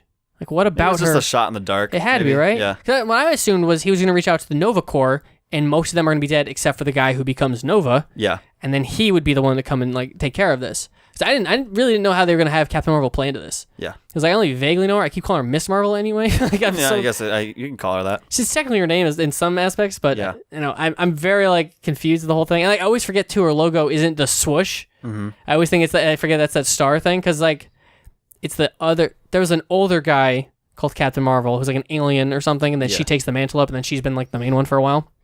And I always forget that she like that's her name. But I'd be very curious to see how she plays it, because her thing is a prequel, her movie. Yeah. It's placed in the 90s. So that'll be interesting to see how that all goes together, and then where the fuck she went off to. But that has to happen, obviously. Because when the movie ended, everyone around me was like, the fuck was that? Exactly. So I was like, all right, they clearly have no idea what's going on, which I think Marvel wants. Marvel wants to make you like wonder, and I bet most of the marketing is going to be that symbol. Yeah, absolutely. So, like, I was heartbroken when Gamora died.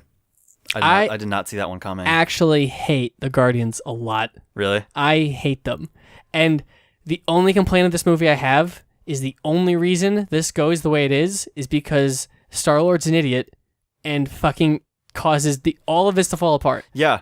And like, if you like, why were you having that conversation right then? He's under like a spell, barely can talk. Stop worrying about Gamora. They're clearly struggling with the glove. Take care of that first, and then ask him your questions. Yeah, it's like, stop. Like, you're in the middle of like a war. You're not getting your dick wet. Yeah, like stop. What are you doing? So him being stupid, and like I thought about it, and I'm like, if I have to like headcanon it in some way, I guess I could be like, oh, this was Doctor Strange looks at every opportunity and like all of them are fucked because Star-Lord's an idiot. Yeah. So it's just like, nothing we can do prevents him from being stupid. So let's just try to beat him from getting here. So like the plan they did was them trying to race the clock of Star Wars showing up and fucking everything up. That's the only way I can come up with because if he sees every possibility, you think you just like sit him down and go, do not talk to him, glove first. Yeah. So like that must be the only explanation I can come up with. Yeah. Because also he's like, I was talking to my cousin about this. Like he was very adamant of like, no, I will not hand the stone over to you. Yeah. And then just does. So this timeline he saw and like led them down must be the one where it's like we fight a little bit, then hand it over, but still ultimately win. Yeah. Like if we do it in this way, Captain Marvel doesn't be the one of the people that disappear. So then we can work it out in this way or whatever. Yeah. So that's probably what this all is. It's just a big Doctor Strange plan, which would be cool because I like Doctor Strange. I wonder who they're gonna bring back. I wonder who's actually gonna stay dead. I'm curious because like the people who actually survived are the ones I thought were definitely going to be the ones that were going to die. I thought Tony Stark was gonna die. I thought Tony Stark was dead. I thought Captain America was dead. Fucking Scarlet Witch, not Scarlet Witch. Scarlett Johansson survived. Yeah. Like all these people I thought were gone. I thought they were definitely out. Yeah. And like what I'm hoping for is like Benedict Cumberbatch, Tom Holland, like they stay and like they kind of gotta like stay because like I mean like they're definitely gonna make more Spider-Man movies. They definitely. I mean, Spider-Man They just found the new Spider-Man. They just they confirmed the next Spider-Man, Homecoming 2, will come out. Yeah. So he's got to come back from the dead. So I'm not sure what's going to happen. I assumed Bucky was going to take the mantle of, or Bucky or Falcon was going to take the mantle of Captain America, and both of them died. So like, I don't know what's happening anymore. So like, I guess they were like, they must have saw like people going like, nope, this is what everyone's going to assume is going to happen. Yep. So fuck all of that. Exactly. I'm so glad Thor's still around and being a badass. Yeah. If he was Thor. gone, then they're all fucked. I love Thor. And I realize I don't necessarily directly hate the Guardians of the Galaxy movies. I just hate the Guardians because when Thor hung out with them, they were awesome. Because he's just goofy and having fun, doesn't know anyone's name. Yeah. My favorite moment of that movie from Thor was when him and Captain America are talking, and he just points at Groot and he goes, "It's my friend Tree." Like he just doesn't understand his name. Keeps calling Rocket Rabbit and stuff. I love that. Yeah. I love him. He's the best. I found it interesting that they always had like funny, like really funny moments in Infinity War, because then it's like the next scene, it's like they had like a trend. It's like they're gonna have a scene that's gonna break your heart, then it's gonna be a scene that's gonna be fucking hilarious, and then they're gonna break your heart even more. Yeah. The guy in front of me fucking loved this movie. God, every joke hit so hard for this guy. He was losing it. Every joke. And like, I thought some of the jokes were really funny. I was like, oh, this is really fun. I'm having a lot of fun. And literally, my only complaint is that, like, if Star-Lord just wasn't a fucking moron. That's literally the only complaint I have. Yeah. None of this would have happened if you were just not stupid for 10 seconds. Yeah. If you were just not selfish for 1 second in your goddamn life, everyone would be alive. Yep. But I'll headcanon it that this is all Doc Strange's plan. I love that guy. He is so cool. Yeah. God, that first fight where he's just like, no, fuck this, I'm doing it. And he just like walks out and his cape's being all dope and shit. That means go home, Squidward. Yeah, that was, oh God.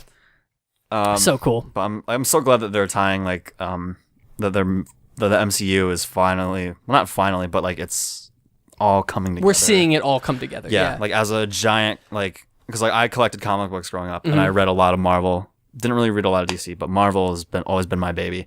So to see this all come together, it's just like a dream come true. It's very cool to have all of, like, just like, especially because like when you're hearing it, was it 70 something superheroes in one movie? You're like, how are they gonna do that? Yeah, and exactly. To see it work, and they did it very well. And it works. Yeah, where you're like, and like, it's such a, they were rewarding you so much for just being a fan, like having Red Skull guard the Soul Stone, like. I never thought I'd ever see him come back. Yeah, oh my God, that was incredible. When I saw it, like the entire theater just started clapping and cheering. I heard a rumor that he was going to be in it, and I was like, fucking how? Yeah, exactly. How are you going to do that? And I was like, oh shit, that's it. And he's like all cool and like ring wraithy and like floating and shit. Exactly. Like, that's kind of dope. That's awesome.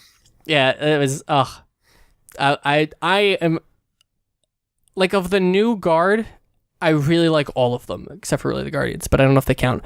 And like, Thor. If Thor could stay around forever, I would be so okay. Yeah. I love him. He's amazing. Well, even if they recast him?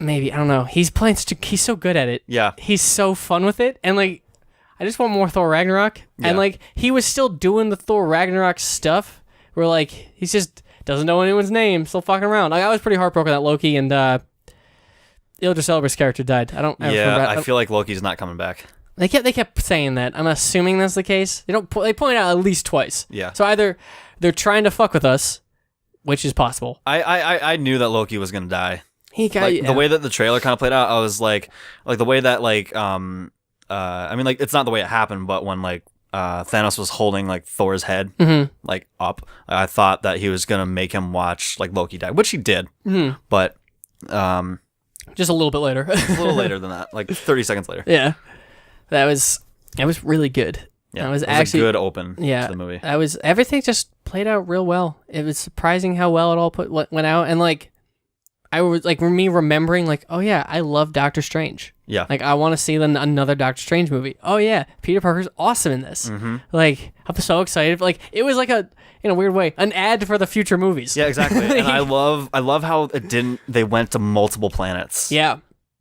Yeah, when they start going to planet, like when they go to the planet where the Soul Stone is, and they have whatever the fucking name of it was, I was like, this is so weird that there's just this many normies just accepting we're watching like a weird space opera right now. Yeah. Like, you know, it was also weird seeing Peter Dinklage as a giant. Yeah. When he first showed up, because they had him from his back, I'm like, that's a really weird CGI thing. And then I'm like, oh, it's Peter Dinklage. Oh, they just made him bigger. It's kind of awesome. Yeah, also, they called them like, what did they call them? Like gnomes or trolls? Dwarfs. I was like, to see him like just like towering over them, I was like, that's funny. Yeah, that's pretty funny. I like that a lot. Yeah. And I like how they were like the cosmic forge people or whatever. Yeah, I thought that was awesome. Kind of a crazy punishment though, like fuck his hands up like that. Yeah, I was like, that's kind of interesting. That's an interesting way to do this. Yeah. Oh, so cool. I can't wait for the next one, man. I'm super stoked. Yeah, absolutely. I'm really like at this point, like I have seen all of them, so I just kind of see them out of habit. You know, I'm like, oh, I'll just go see the next one. Like I don't really give a shit about Ant-Man and the Wasp, but I'm not gonna really. See it. Yeah. Like I'm gonna see Just it. to keep up to date, just in case they do something, they throw something at us, which they always do. Yeah, they always do. They always make it worth your while for showing up. You know, as a fan. Like now, I'm definitely into seeing Captain Marvel. Yeah. Like I was going to, but now I'm like super pumped. Like where is this going? You know, and I can't wait to see fucking Homecoming 2. And if they, do, I hope they do. I think they're doing another Doctor Strange. I forget. But the way that they did like the Homecoming thing, like I don't have that much time left, but to wrap up on like Homecoming, like I guess that the way that they did that movie was way different than any like Marvel like movie I'd seen. Yep. Because like I like how they didn't really thrust upon like us like the burden of being Spider-Man. Yeah. Like, I don't think I could do another one of those right now. And they didn't. The thing I really liked too was they didn't fucking go over his origin story.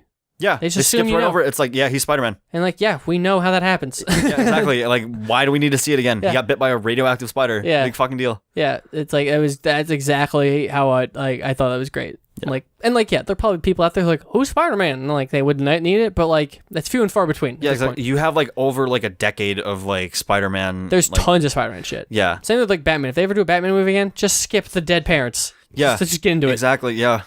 And like I think they finally found the right Spider-Man. I love it. I love Tom Holland. He's awesome.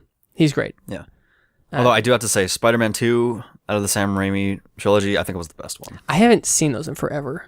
The game's dope as fuck. the game was so like I wish the game was just like because there's so much content in that one. Yeah, it's awesome. I'm super excited for the new one because I'm hoping that just fills that void in my heart for a Spider-Man game that's dope as fuck. Oh yeah, I'm gonna be playing that. Yeah, for sure. that one's gonna be awesome. But I guess we should wrap up. Yep. All right, so go ahead and plug all of your things. All right. How do people find you? You guys can find me on Mixer.com. The name is YoungRetro. You guys can also find me on Twitter at YRMixer, Instagram, YoungRetro64. And it's been great hanging out with you, man. It's been great hanging out with you, too. Thanks for coming by. Thanks for telling me about the wonder that is Mixer. I'll definitely look into this right now. Sounds like a lot of fun. Dude. Sounds like a lot of fun. So thanks for stopping by. Everyone check him out. And love and kisses. Mwah.